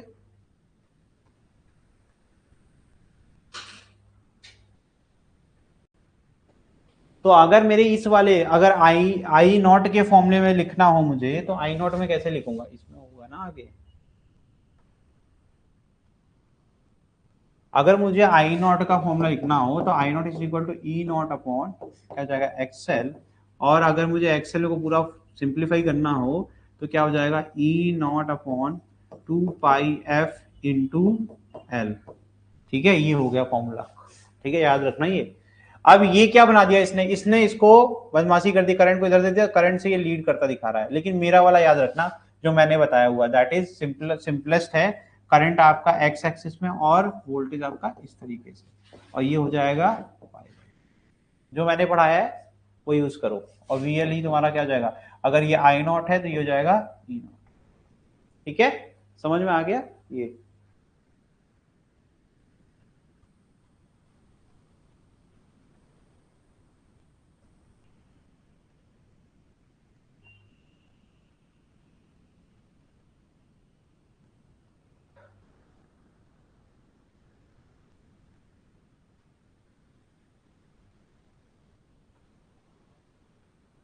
वैसे जो बुकिश नॉलेज है वो ये जो इसने लिखा है ये सही लिखा है, मतलब बुकिश पॉइंट ऑफ व्यू से, लेकिन मैं तो सिर्फ उनके दो के बीच का निकालना चाहता हूँ, दोनों में ओमेगा टी है उसको अलग कर दिया, मैं फेज डिफरेंस वाला बना रहा हूँ, ठीक है, I am only drawing the phase difference.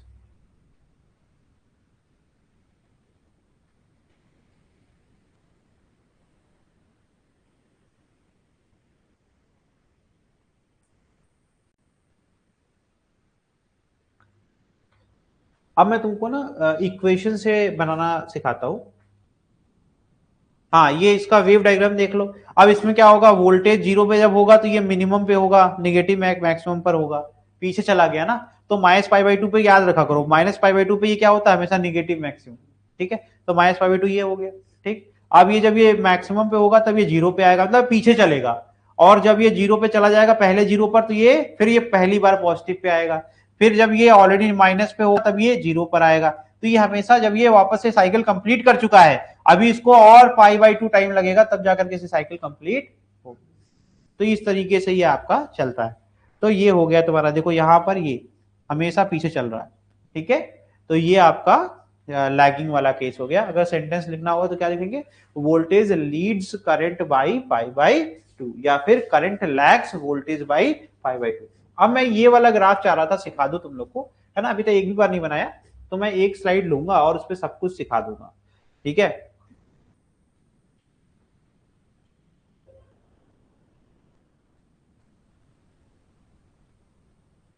एक चीज और देख लूंगा इधर, चलो ठीक है। अब तो तुमने अभी देखा कि जो तुम्हारा एक्सेल की वैल्यू है वो क्या है, एल ओमेगा, ठीक है, तो एक्सेल डायरेक्टली किस पे फिक्स होगा, यानी क्या चेंज करें कि तुम्हारा एक्सेल की वैल्यू बदलेगी, तो XL will be equal to 2πf into L. देखो ध्यान से, 2πl कांस्टेंट है, यानी एक्सेल किस पे डिपेंड करता है, फ्रीक्वेंसी पे, यानी फ्रीक्वेंसी को वेरी कराओगे तो एक्सेल की वैल्यू बदलेगी कि नहीं बदलेगी, तो इस तरीके से आपका एक्सेल डिपेंडेंट होता है आपका इंडक्टर, ठीक है।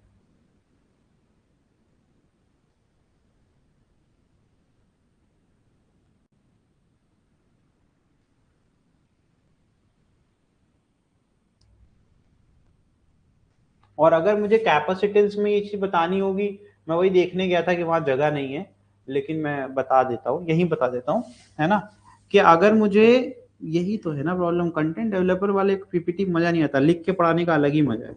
1/2πfc, if you remember 1/ωc आ रहा था ना, तो अब ध्यान से देखो कि यहाँ पर एक्सेल एक्सी सॉरी एक्सी बोल दिया, एक्सेल बोल दिया मैंने, XC is inversely proportional to the frequency. अगर हम बोलेंगे कि फ्रीक्वेंसी में बढ़ा रहा हूं तो ग्राफ कैसा बनेगा, वेरी सिंपल ग्राफ, अगर ये फ्रीक्वेंसी है और ये तुम्हारा क्या है, ये एक्सी को रिप्रेजेंट करता है, तो इट इज क्वाइट क्लियर कि फ्रीक्वेंसी बढ़ेगी, जब फ्रीक्वेंसी कम होगी तो एक्सी की वैल्यू ज्यादा होगी, और जैसे जैसे फ्रीक्वेंसी बढ़ना स्टार्ट होगी वैसे वैसे आपका अपोजिशन कम होना स्टार्ट हो जाएगा। समझ में आ रहा है कि नहीं, तो ये हो गया। तो आपका ये भी ग्राफ आपको याद रखना चाहिए कि कैसे रिएक्ट करते हैं कैपेसिटर और इंडक्टर। अब मैं आपको ना एक इंपॉर्टेंट ग्राफ सिखा, मैं सारा समराइज करूंगा, ठीक है, समरी बनाता हूं मैं।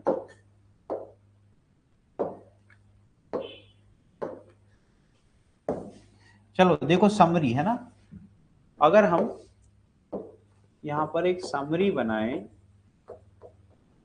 है ना, ऑफ फेजर, तो हम एक बार तुम लोग को कुछ इक्वेशंस लिख देते हैं। हमने हमेशा माना है E is equal to E not sine omega t, हमने आई में हमेशा माना है कि I not sine omega T plus minus phi, है ना, करंट में फेज माना है, उसमें जीरो माना है। अब ये बड़ी इंपॉर्टेंट बात है, ध्यान से देखिएगा, बनाना कैसे सिखाता हूं मैं। अगर मुझे जनरली बनाना है ना, फॉर रेजिस्टेंस, ठीक, ठीक है, ध्यान से देखिएगा, अब इसको अगर नहीं समझ पाएंगे तो आप समझ पाएंगे नहीं इसके बाद, ठीक है। This is very last time I am trying to do it. This is my X axis, right, this is my voltage representing the voltage, right. तो the equation says E is equal to E naught sin omega t, E naught is your maximum value, right, E naught is what, your maximum value। तो अगर हम कह रहे हैं this is my maximum value की line ऐसे बना दिया, हमने कहा this is my E naught, this is my E naught, है ना, this is my E naught, okay. तो ये बना दिया। ये मैंने क्यों बनाया, क्योंकि यहाँ पर एक एंगल होगा that is what omega T. अब तुम्हें कुछ नहीं आता ना, मैंने जो पढ़ाया हुआ है, this is your vector, vector का एक कॉस कंपोनेंट आएगा एक साइन कंपोनेंट, तो this is representing E not sine, ये जो लेंथ है this is representing E not sine omega t. Actual तो यही रहा होगा, समझ में आ रहा है कि नहीं। और जो करंट होगा इसी प्रकार से करंट का भी होगा, करंट हमेशा कम होता है, ये हो गया मेरा आई नॉट का maximum, that will be lesser, है ना। इसका भी साइन ओमेगा टी आएगा, तो रेजिस्टेंस में दोनों का एंगल क्या है, ओमेगा टी ही है। अरे करंट में ये फॉर रेजिस्टेंस क्या हो जाएगा, 5 इज इक्वल टू व्हाट 0, तो डेल्टा 5 विल बी व्हाट 0, तो यही तो बनेगा ग्राफ। फेजर बना कि नहीं बना, दोनों का एंगल क्या ओमेगा टी पर ही, दोनों एक के ऊपर एक ओवरलैपिंग। मैं लाइन नहीं बनाना चाहता, मैं इसमें बस ऐसे ऐसे कर देता हूं, है ना। समझ में आया कि नहीं आया, ये समझ में आया फेजर नंबर 1। तो इसी को मैंने कैसे बना दिया था, है ना, मैंने समराइज कैसे किया था, मैंने ऐसे बनाया था आई, और इसके इफ यू रिमेंबर मैंने ऐसे बनाया हुआ है ना। तो मैंने गलत क्या बनाया, मैंने कहते दोनों एक दूसरे के साथ साथ चल रहे हैं, ये मैंने बनाया था, ये एक्चुअल ऐसा बनता, ठीक है। फिर सेकंड फॉर, मान लो इंडक्टर बना रहे हैं, फॉर एल बना रहे हैं, ठीक है ना। तो अब क्या है, अब delta phi is equal to what, बताओ कौन जीत रहा है, प्लस पाई बाई 2, है ना, क्या of V with respect to I. हम वोल्टेज का निकाल रहे हैं phase difference with respect to I, तो हम इक्वेशन में लिख दें, कोई बात नहीं, E is equal to E not sine omega t, I is equal to I not sine omega t minus pi by, कर लेना आप घर पे जाके, ठीक है। तो इस केस में क्या हो जाएगा, फिर से ग्राफ बनाता हूं पूरा, ये एक्स एक्सिस हो गई तुम्हारी, ठीक है भाई, x axis is always meant for the this तुम्हारा करंट, ठीक है। तो ये हो जाएगा E not, again E not हो गया, ई नॉट समझ में आ रहा है क्यों बनाता हूं ई नॉट बराबर, तो पहले वाले का बनाऊंगा तो ई नॉट का ओमेगा टी एंगल पर होगा, तभी ये बनेगा ई नॉट साइन ओमेगा, ये हो गया मेरा ई नॉट साइन ओमेगा टी। कैसे भाई, कॉस इधर आएगा साइन इधर आएगा, समझ में आ रहा है ना, ये वोल्टेज वाली लाइन है तो वोल्टेज को रिप्रेजेंट करती है, ठीक है। अब ध्यान से सुनिएगा, तो करंट लीड्स, करंट आगे चलेगा, ठीक है, तो पूरा एंगल कितना omega t minus pi by 2।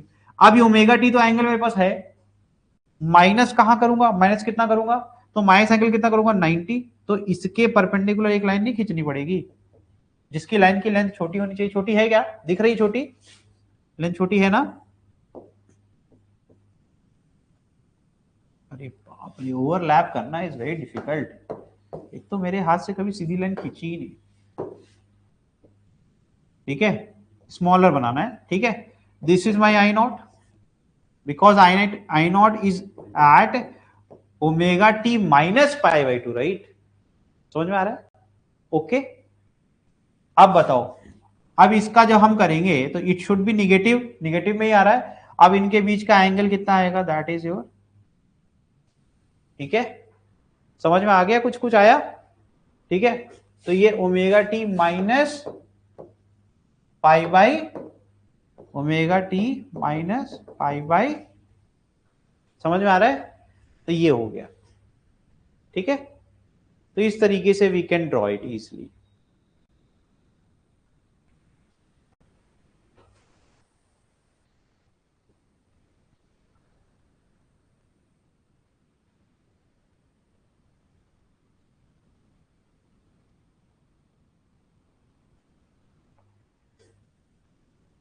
The phase difference between I naught and E naught is, मैंने 90 बनाया था कि नहीं बनाया था, तो इसको हम ऐसे भी तो लिख सकते हैं ना, माइनस माइनस प्लस हो जाएगा ना, ये पाई बाई 2 माइनस होगा, because negative side of the angle, तो माइनस माइनस प्लस हो जाएगा ना।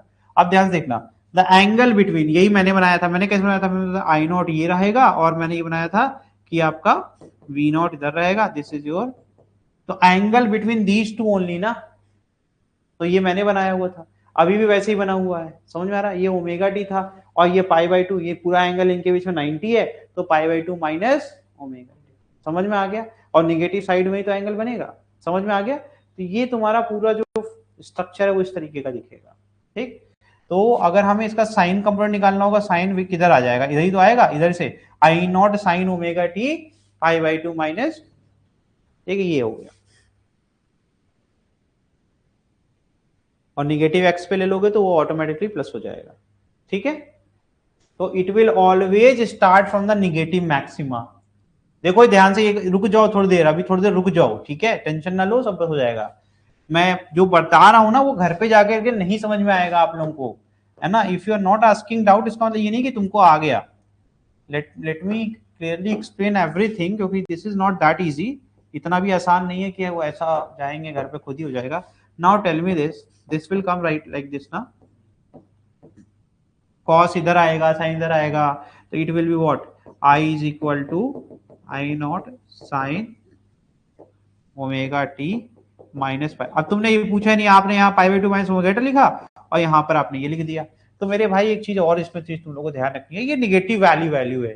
तो माइनस ऑफ, देखो minus of sine pi by 2 minus omega t is equal to minus sine theta is equal to sine of minus theta. अरे formula लिखवाया था ना, sine of minus theta is equal to minus sine theta. ठीक, तो अब minus के form में, तो इसको हम चाहें तो ऐसे कर सकते हैं ना, जब माइनस अंदर जाएगा तो ये omega t minus pi by 2 नहीं बन जाएगा। तो दिस इज योर, है ना, you will start from here only. ठीक, तो you will always start from the negative. तो तुम्हारा जो ग्राफ बनेगा वो ग्राफ कैसा बनेगा? अगर मुझे ग्राफ बनाना होगा, we will always start from the negative maxima and go like this and end here. समझ में आ रहा है?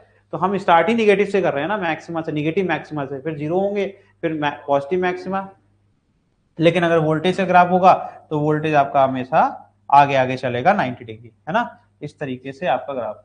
तो दोनों में आप देखोगे तो जो मैंने मेन ग्राफ बनाया है इसमें वो दिख रहा होगा तुमको, देखो when it is at zero then इस तरीके से। ठीक है, ओके। तो ये बहुत ही इंपॉर्टेंट कंसेप्ट है, इसको अगर हम चाहें, ये एक ओरिजिनल डायग्राम होता है। ठीक, अगर इसको शॉर्ट में बनाएंगे तो हमारा कैसा दिखेगा? सिंपल, है ना, this will be my V naught and this will be my I naught and it will always lead by pi by. ठीक, ये मैंने बनाया था इसीलिए। चले एक और बना देता हूं, एक और बना देता हूं कैपेसिटेंस के लिए। क्या था ये तो बता दिया ना, समरी का एक और कैपेसिटेंस बता दूं।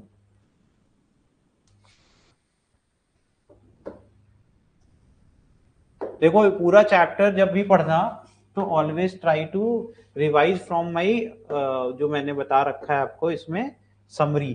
ठीक है, जो मैं लिख लिख के बता रहा हूँ, मैं चीजों को आसान करने की कोशिश कर रहा हूँ, वैसे ही चैप्टर से दुनिया भागती है, तो आप थोड़ा आराम आराम से पढ़ना। ठीक है, 3 फॉर कैपेसिटेंस। ठीक है, फॉर्मूले क्या हो जाएंगे भाई? E is equal to E not sine, अच्छा ये सब चीजें बेसिक है, मैं कहीं E लिख देता हूँ, कहीं मैं V लिख देता हूँ, तो कॉमन सेंस वाली चीजों पे इतना पैनिक मत करना। E और V दोनों एक ही चीज को रिप्रेजेंट करता है, that is your voltage.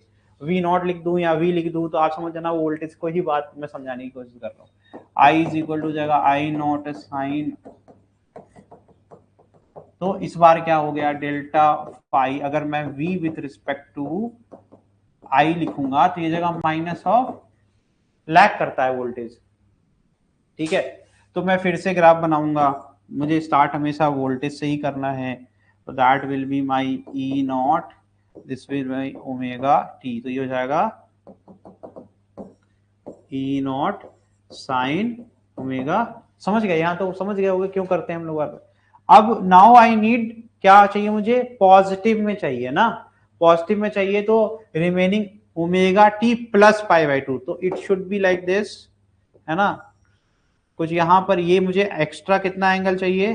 Pi by 2, है ना, और मेरी वैल्यू लेंथ इसकी छोटी होनी चाहिए। दिख रहा है तुम लोग को? तो ये करंट ये हो गया आई नॉट, टोटल एंगल कितना हो गया यहां से यहां तक? ओमेगा टी प्लस, समझ में आ रहा है?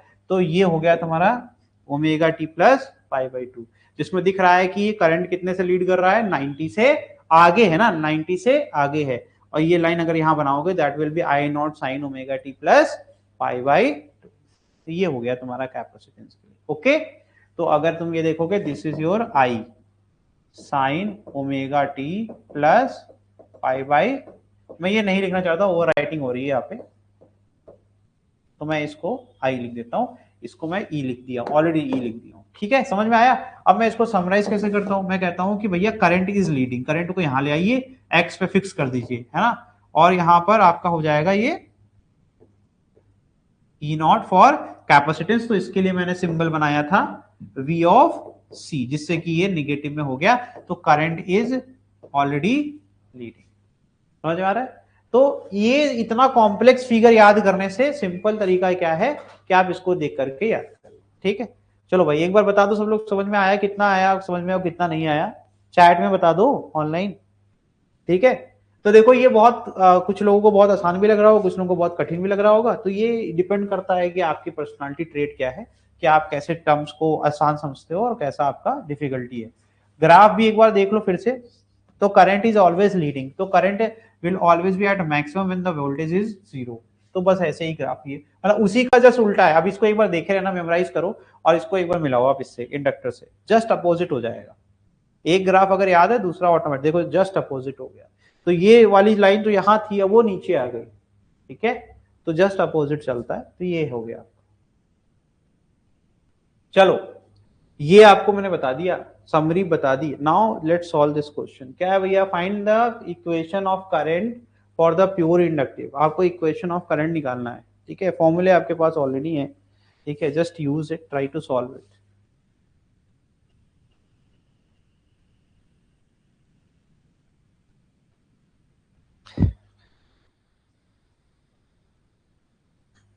बेटा वो आपको रिवीजन करना पड़ेगा, इट इज इम्पॉसिबल कि सब कुछ याद आ जाए।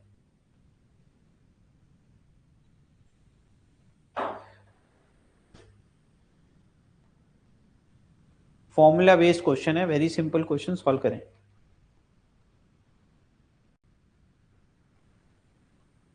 सबसे पहले बार बार पढ़ाता हूं, क्या आपको सिखाया मैंने, अगर हमें आई नॉट निकालना है, ठीक है, तो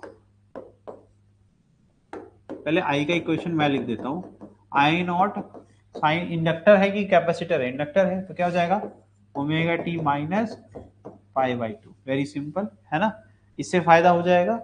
अब ध्यान देने वाली बात क्या है, initial phase is not zero, initial phase is not zero, ध्यान देना।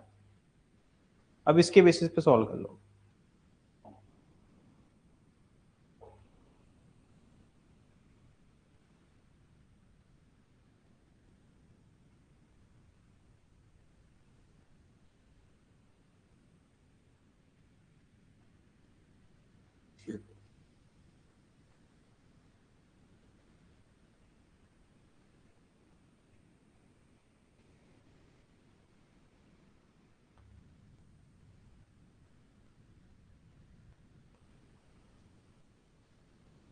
और जो हमने फॉर्मूले सारे बनाए हैं उसमें ई क्या लेता था मैं, ई इज इक्वल टू, मैं थोड़ी थोड़ी हेल्प करूंगा, पूरी नहीं करूंगा, साइन ओमेगा टी। ध्यान रखना, अगर मैं इसको थोड़ा समझाने की कोशिश करूं, ये इसके अंदर जो भी पूरा एंगल है वही तो मेरा ओमेगा टी है, तो इसके अंदर जो भी है दिस इज माई ओमेगा।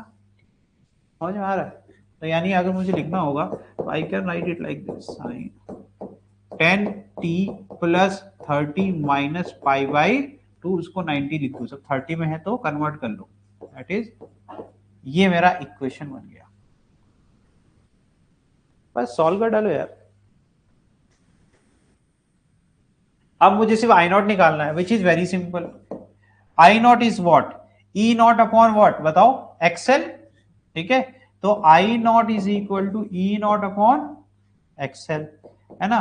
अब ई नॉट दिया गया है 10, कैसे पता, ये लिखा हुआ है 10 अपॉन एक्सएल क्या होता है बताओ, ओमेगा इंटू एल, यानी 2 पाई इंटू एफ। और अरे ये करने की भी जरूरत नहीं है बेटा, ये देखो टी के आगे जो लिखा है वो ओमेगा ही तो है, तो 10 इंटू एल कितना दिया गया है 2 हेनरी, और ऐसा ही यूनिट में है तो और कोई दिक्कत नहीं। क्या आ गया 1/2, क्या आ गया 1/2, दिस इज इक्वल टू 1/2। देखो टी के आगे कुछ भी लिखा है दैट इज योर ओमेगा, याद रखिएगा ये।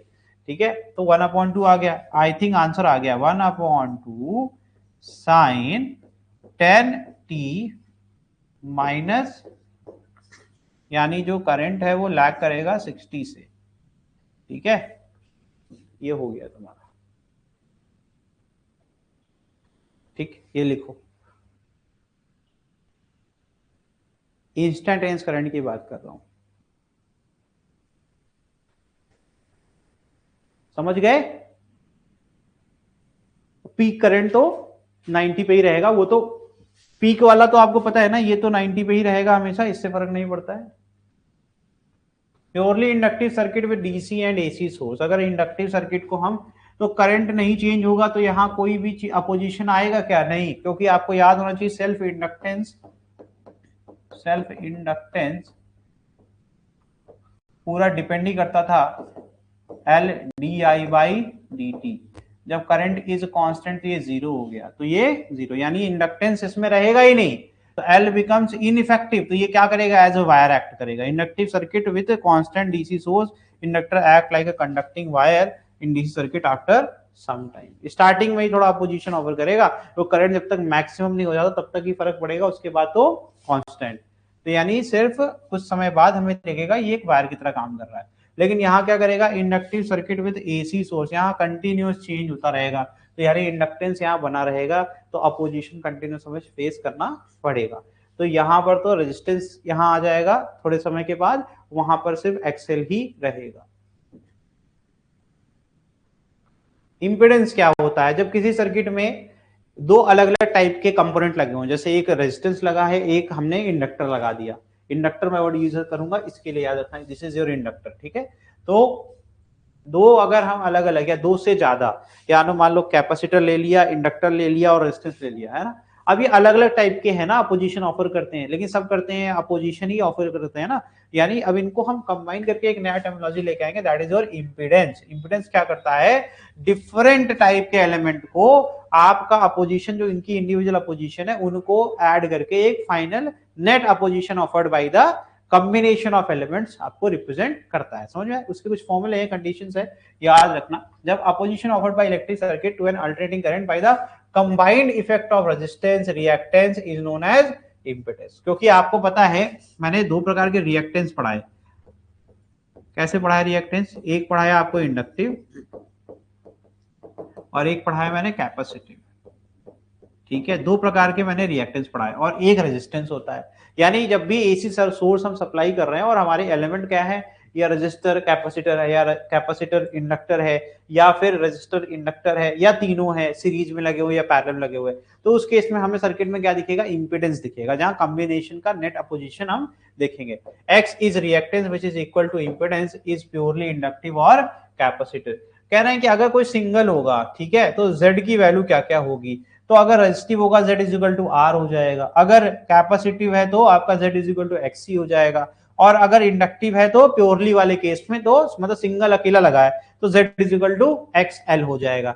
लेकिन कॉम्बिनेशन में ये चीजें बदल जाती हैं। तो आपको ये सारे फॉर्मुलेज आप कितनी बार पढ़ लिया आपने? यहाँ पे 1/ωc आता है, इसीलिए ऊपर चला जाता है, यहाँ ωL ही रहता है, तो ये सब वही पढ़ा के आ रहा हूँ। तो ये है लिखा क्या? 1/ωc is nothing but XC, है ना? और यहाँ क्या लिखा हुआ है? यहाँ लिखा गया XL, समझ में आ रहा है?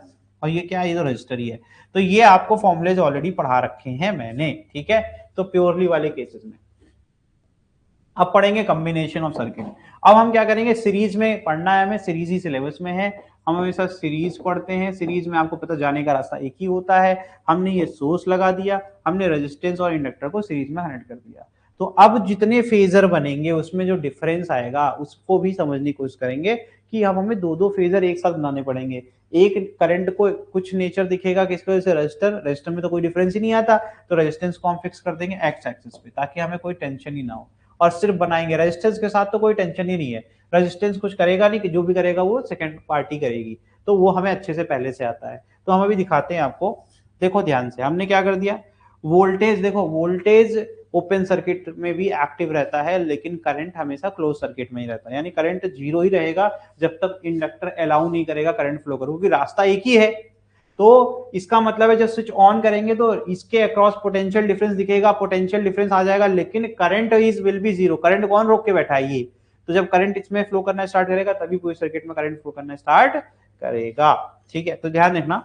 तो यहाँ पर देखो वी आर हमने ले लिया, हमारा करंट हमेशा वी आर के साथ ही बना रहेगा, अलग तो होगा नहीं, फेज डिफरेंस होता नहीं है, लेकिन वीएल पहले आपका 90 डिग्री यानी डिलेड करंट आपको देखने को मिलेगा, ठीक है? और जिधर करंट रहेगा उधर रेजिस्टेंस रहेगा। यानी अब कोई पूछेगा ये बताओ कि वीएल और वीआर में कितना फेज डिफरेंस, तो आपको होगा 90 का फेज डिफरेंस होगा। ठीक है, समझ में आ रहा है कि नहीं? क्योंकि करंट का जितना होगा, करंट जहां होगा बेटा वहीं पर रेजिस्टेंस बना देना, तो जो भी करंट का होगा वही ऑटोमेटिकली रेजिस्टेंस का भी हो जाएगा। ठीक, और ये क्या है, ये सर आपने E is equal to E not sine omega t बनाया हुआ है, और ये अभी बना के दिखाया, दोबारा बना दूंगा, डिफरेंस कोई दिक्कत की बात नहीं है। इंपेडेंस कैसे निकालते हैं ऐसे केस में, ये हो जाएगा under root R square plus, ये फॉर्मूला होता है z is equal to under root R square plus XL का स्क्वायर, है ना, समझ में आ रहा है, एक्सएल का स्क्वायर, तो एक्सएल क्या है, ओमेगा एल, तो यहां से ये हो गया।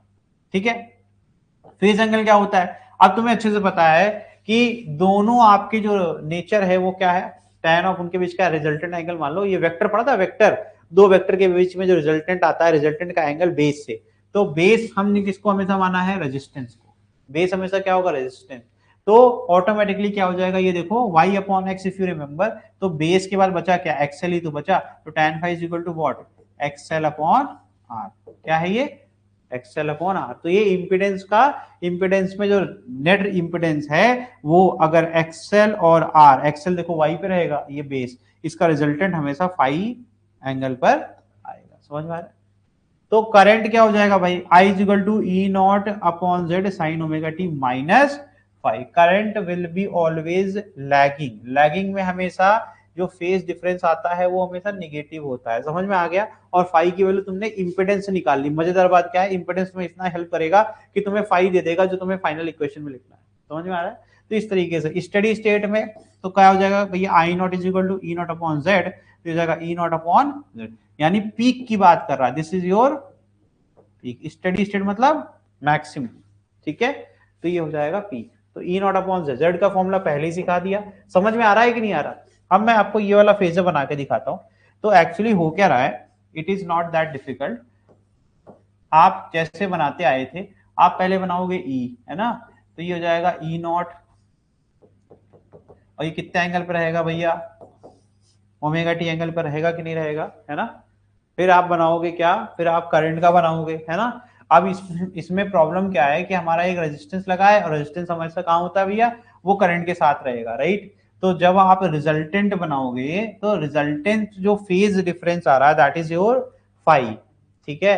तो जो मेरा अब ओमेगा टी है, मैं उसको क्या करूंगा, सिंपल बनाने के लिए मैं इस ओमेगा टी को हटा करके, क्योंकि मैं ओमेगा टी माइनस फाई बनाऊ नीचे, है ना, इससे अच्छा है मैं क्या कर दूंगा, रिजल्टेंट को मैं फाई एंगल पर रखूंगा, ठीक है। और जिससे कि मेरा वी आर कहाँ आ जाएगा, वी आर एक्स पे आ जाएगा, और वी एल कहाँ आ जाएगा, वाई पे, ठीक है। तो इस तरीके से हमारा जो एंगल देखो 90 डिग्री का जो फेज डिफरेंस है, वो 90 डिग्री का फेज डिफरेंस अभी बना हुआ है, और करंट हमेशा रेजिस्टेंस वाले डायरेक्शन में ही रहेगा। ये जो टेक्निक बता रहा हूँ ऐसे याद रखना, ठीक है। Impedance will give you the final phase, समझ में आ रहा है, फाई। तो ये हो गया,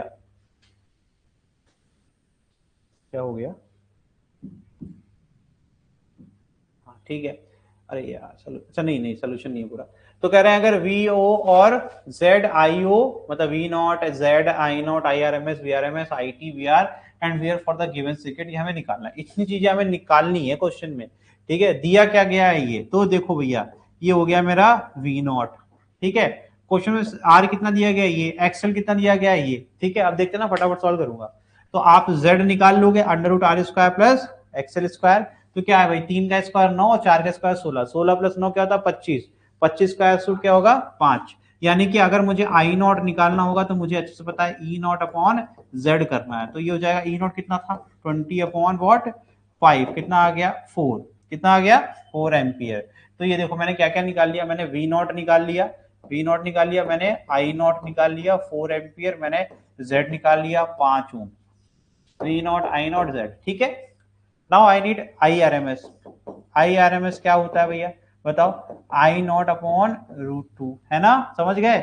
और वी आर एम एस क्या होगा, V not upon E R M S लिखा हुआ है ना, मेरी आदत है वी के साथ, है ना, ये हो जाएगा रूट 2। कर लोगे ये सॉल्व, वैल्यू आपने निकाली हुई है पुट कर लोगे, ठीक।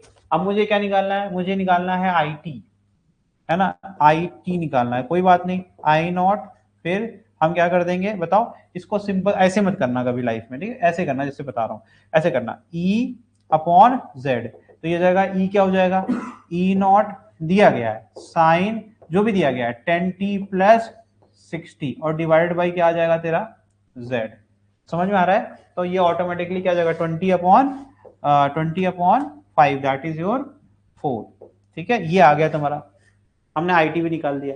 अब आप मुझे बताइए वीआरटी और वीएलटी, आप बताइए। क्वेश्चन डिफिकल्ट तभी लगेगा जब आप जो है उसको करेंगे नहीं ढंग से।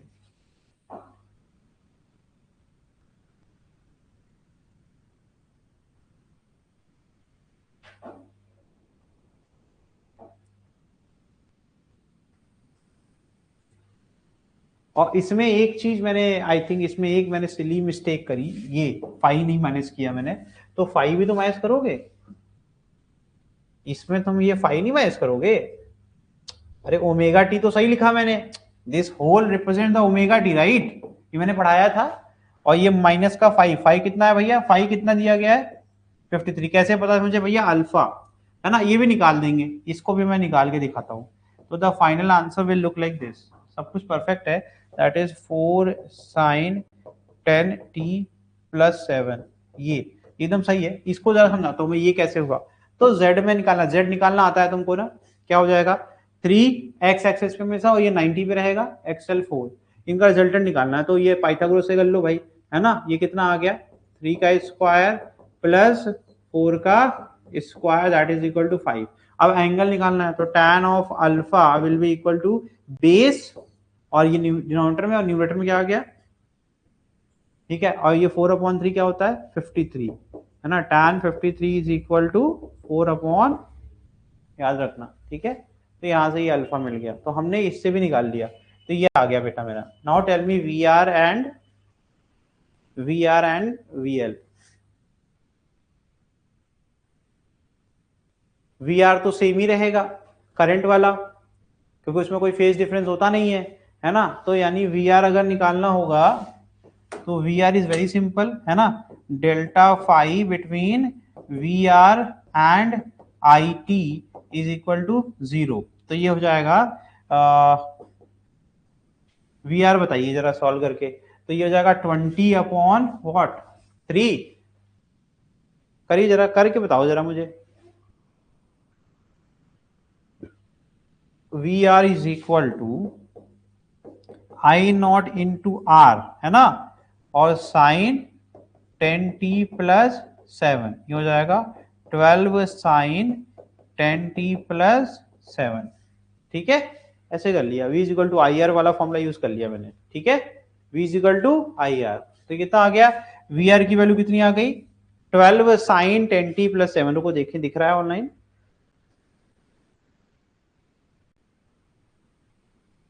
हाँ सही तो आया, 12 बता रही है साइना, ठीक है सही बता रही है, ठीक है। अब आखिरी का बचा है सिर्फ, दैट इज योर, एक ही चीज बची वी एल। तो वी एल में क्या हो जाएगा, V L is equal to बताओ आई नॉट एक्सएल, है ना, और फिर यहां थोड़ा चेंज आएगा साइन, अब यहां पर आ जाएगा तुम्हारा, बताओ ये लीड करता है, ये क्या करता है लीड करता है, तो ये हो जाएगा 10t प्लस 60 माइनस अल्फा, है ना, ये तो हमने पहले आई नॉट का लिखेंगे ना, माइनस अल्फा प्लस 90, अल्फा कितना था 53, तो ये हो जाएगा 7 प्लस 90 कितना जाएगा 97। तो एक्सेल कितना आया था, एक्सेल इज गिवन एज 4, तो 4 इंटू 4 16, तो जाएगा 16 साइन 10t प्लस 90। समझ में आया, वेरी सिंपल।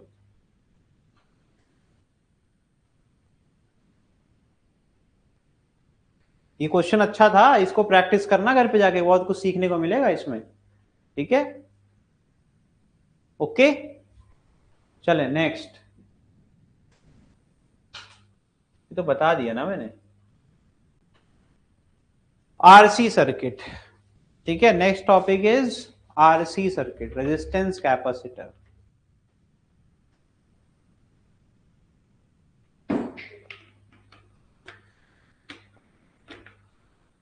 एक मिनट रुको,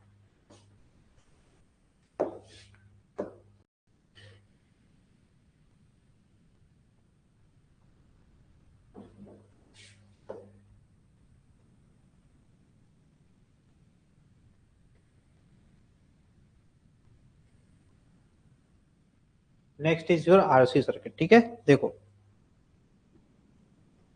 अब आरसी में क्या हो जाएगा, सेम अप्रोच रखोगे तुम। अब इस बार एक्ससी आ जाएगा, दैट इज 1/ओमेगा सी। जेड के फॉर्मूले में आर स्क्वायर प्लस एक्सएल की जगह क्या आ जाएगा, एक्ससी का स्क्वायर। तो जेड इज एक्ससी का होता है 1/ओमेगा सी, ये पूरा इस फॉर्म में अब छोड़ देंगे फॉर्मूला। अब ये फिर से फाई जो था वही फाई आपका मेन फाइनल एंगल होगा, तो एक्ससी अपॉन आर हो जाएगा। वही चीज देखो, एक्ससी अपॉन आर।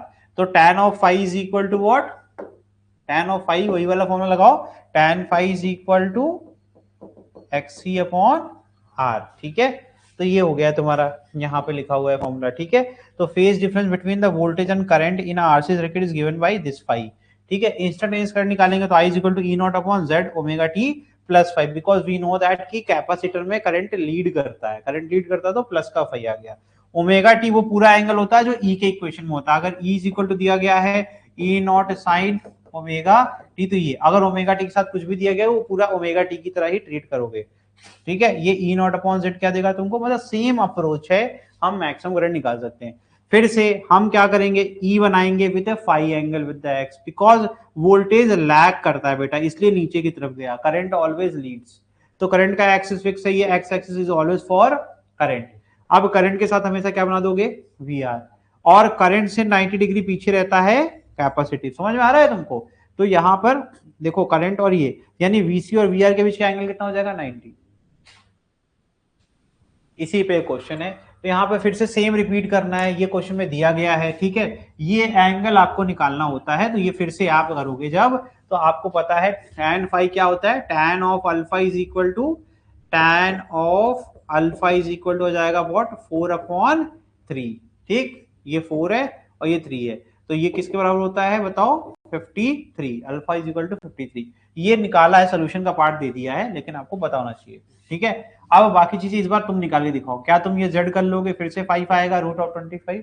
ठीक, जरा मुझे करके दिखाओ इस बार, मुझे ना V not I naught V R M S is equal to V not upon √2, I R M S is equal to I not upon √2। ठीक है, I T is equal to, is very simple in this scenario, that will be E not upon Z sine omega T plus phi. ठीक है, phi तुम्हारा 53 है, omega T ये पूरी value, ये पूरी वैल्यू। ठीक है, तो 60 प्लस 53 कितना हो जाएगा बताओ, 6×5=11 होता है 113। ठीक है, समझ में आ रहा है, करके बताओ।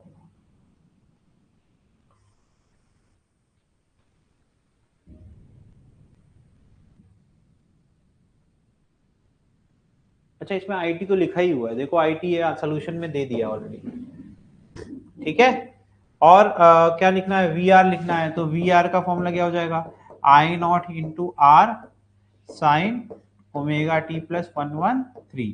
ठीक, फिर वी एल वी सी होगा ना, इस बार V C is equal to हो जाएगा I not into X C sine, इस बार ध्यान देना इसमें, ओमेगा टी प्लस 60, और इस बार ये माइनस में जाना चाहिए ना, है ना, माइनस ऑफ, सॉरी इसको ऐसे कर दो ना, एक मिनट सुनो मेरी बात। तो ये तुम्हारा जो है ओमेगा टी प्लस 60 और फिर माइनस ऑफ π/2 दैट इज 90, है ना, तो ये हो जाएगा माइनस ऑफ, इट लैक्स ना, और प्लस का अल्फा लिख दो उसमें, प्लस अल्फा, लिखा तो सही था, पता नहीं क्या है यार, प्लस 90 की जगह इस बार क्या हो जाएगा, प्लस अल्फा माइनस 113, 113 से घटाना होगा 90, 113 से 90 घटाओ कितना बचेगा, 23। आंसर आ गया,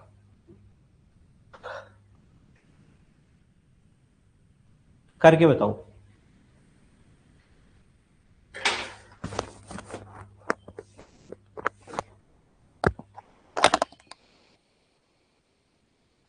एक और सेशन इसमें लगेगा, चैप्टर खत्म।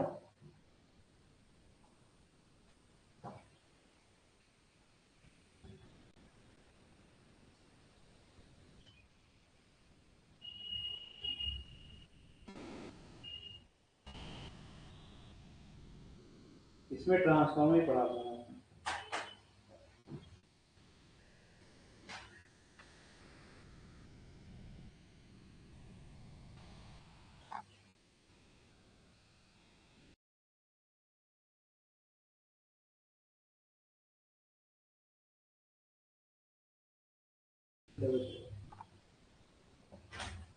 नहीं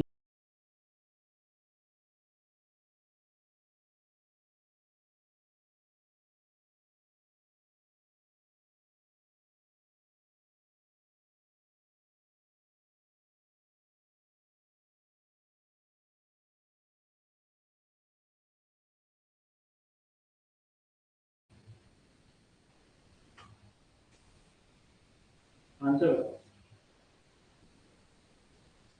और जल्दी बताओ।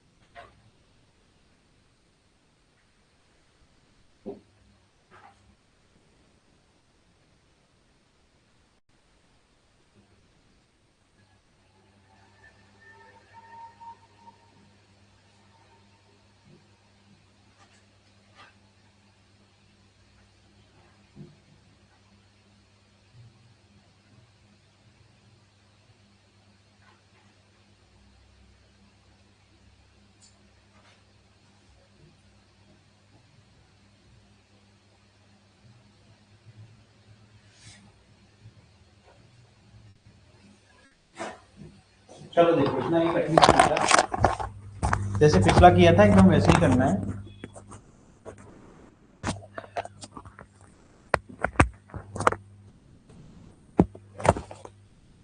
देखिए मैं ये VC से स्टार्ट करूंगा। XC कितना हो गया, XC निकालो पहले भाई। XC will be equal to, XC is equal to 1/ओमेगा C। ओमेगा कितना दिया गया है, ओमेगा क्वेश्चन में नहीं दिया गया है, तो ओमेगा भी निकाल लो, 2π/T कर लो, है ना। ओमेगा के टर्म में भी कर सकते हो ना, ओमेगा के टर्म में कर लो तुम। XC करो, बताओ आंसर कितना आ रहा है। ओमेगा बाहर छोड़ देना एज इट इज, और क्या। अगर तुम्हें ओमेगा के फॉर्म में भी आंसर निकालना आता है तो तुम वही कर लो। X इज इक्वल टू 1/ओमेगा C आ जाएगा। I0 कितना आया था तुम्हारा, I0 इज 20/5, दैट इज 4, है ना। 4 इंटू, ये देखो यहाँ पर ऐसे कर लो, तो ये हो जाएगा 1/ओमेगा इंटू वॉट, 4 दिया गया है ना। अरे वो XC की पूरी वैल्यू दिया गया है यार, पूरी कुछ करना ही नहीं है। अभी मैंने देखा XC is equal to given that is 4, खत्म हो गया है ना।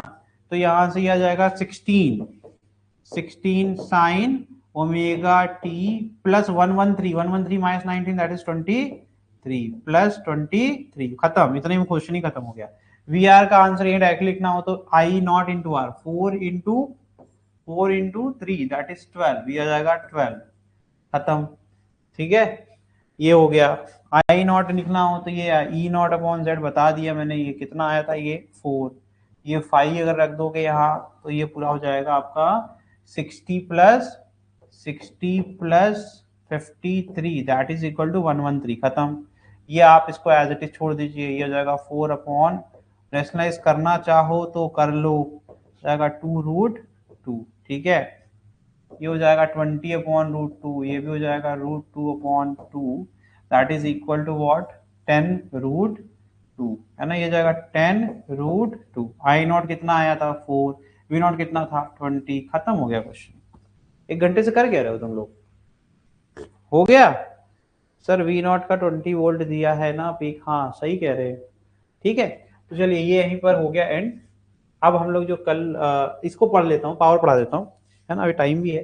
पावर क्या होता है, instantaneous current and voltage is given circuit. तो भैया I is equal to I0 sine omega t है, V is equal to V0 sine omega T plus theta. तो इंस्टेंटेनियस पावर का तो फॉर्मूला पता है आपको, V इंस्टेंटेनियस इंटू करंट, है ना, V इंटू I, ये तो फॉर्मूला आपको आना ही चाहिए, है ना। तो अगर हम इसको इस तरीके से भी कर दें तो V इंटू आई के फॉर्म के हिसाब से हम जो भी इंस्टेंटेनियस वैल्यू दी होगी उसके बेसिस पे हम वैल्यू पुट कर देंगे, है ना। तो यहाँ पे IT इंटू VT कर देंगे तो हमें क्या मिल जाएगा, this is always given as V is a function of time and I as a function of time, ठीक है। ध्यान से देखना है इसको, इसमें वैल्यू पुट करो तो PT इज इक्वल टू क्या आ गया, दैट इज योर, T कहीं लग जाए तो समझना time dependent, that is your instantaneous, ठीक है। तो पहला फॉर्मूला इज वेरी सिंपल, जो भी वैल्यू दी रहेगी वो हम पुट कर देंगे। अब P एवरेज अगर निकालना है तो व्हाट इज P एवरेज, तो एवरेज का मतलब हर एक टाइम पर हम वैल्यू निकालेंगे उसको ऐड कर देंगे, है ना। तो ये जाएगा PT dt upon interval of time period, ठीक है। तो ये हो जाएगा, अगर हमें E निकालना है that is E is equal to P average into time. E is your energy, here E is your energy, ठीक है। Energy upon time is your power, ठीक है।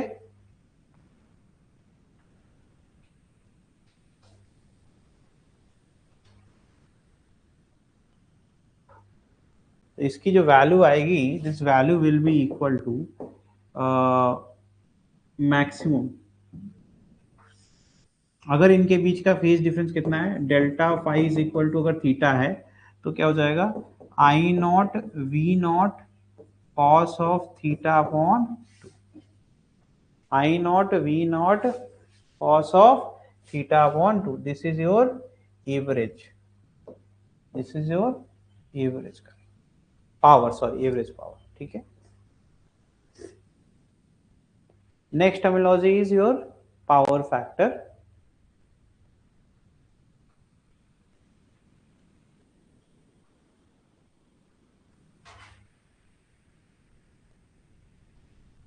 नेक्स्ट टर्मिनोलॉजी है पावर फैक्टर। तो यहाँ जो एवरेज पावर में cos of theta आया ना, this is your power factor. अगर नोटिस करो तो I not upon V nought को हम और क्या लिख सकते हैं, I not upon root two into V not upon root two into root two क्या हो जाएगा 2।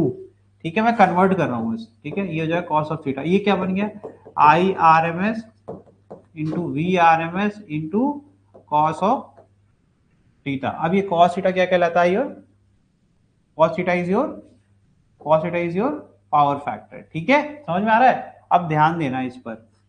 तो अगर मैं चाहूं तो मैं क्या कर सकता हूं, मेरे पास v इंटू पावर का फॉर्मूला क्या क्या होता है, पावर का डीसी वाला फॉर्मूला वी आई। ठीक है, दूसरा फॉर्मूला क्या होता है आई स्क्वायर, बताओ आई स्क्वायर आर।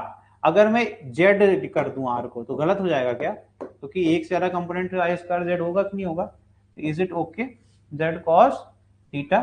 ठीक है, और क्या फॉर्मूला है पी एवरेज का I square R M S R भी हो सकता है। अगर हम cos थीटा निकालें that will be your r upon z। तो p एवरेज क्या है v square R M S upon z into cos theta. इसका दूसरा फॉर्म, इसी को मैं क्या कर दूं i को v अपॉन r पुट कर दूं तो v स्क्वायर अपॉन r या फिर v स्क्वायर अपॉन z। ठीक है, ठीक, ये आपको दिख रहा है, ये दिखा रहे हैं कैसे फॉर्मुलेस बन रहे हैं। तो cos theta is equal to r upon z। Active power क्या होती है, पोर्शन ऑफ पावर जो एब्जॉर्ब कर लिया लोड ने जो कंज्यूम कर लिया। एपरेंट पावर क्या होती है, total power flowing in the circuit, कितनी पावर एक्चुअल में फ्लो कर रही है। ठीक है, पावर फैक्टर क्या होता है, रेशियो ऑफ एक्टिव पावर और एपरेंट पावर। तो एक्टिव पावर एक्चुअल जो कंज्यूम हो रही है और कितनी फ्लो कर रही है, इनके रेशियो को ही कहते हैं हम क्या, पावर फैक्टर। ये होना कितना चाहिए हमारे लिए, जो परफेक्ट सर्किट होती है, परफेक्ट सर्किट, उसमें पावर फैक्टर कितना होना चाहिए, पावर फैक्टर होना चाहिए 1। क्या होना चाहिए 1। वो कब होगा, जब एपरेंट पावर ही उतनी पावर है जितनी हम कंज्यूम कर रहे हैं। समझ में आ रहा है। अरे यार, हम ज्यादा फ्लो सप्लाई करें और तुम कम तुम्हें मिले तो वो अच्छी चीज है क्या, हम जितनी सप्लाई करें वो सारी तुमको मिल जाए, वो सबसे बेस्ट है ना। तो पावर फैक्टर मैक्सिमम कितना होना चाहिए 1। तो वो क्या, active power upon apparent power.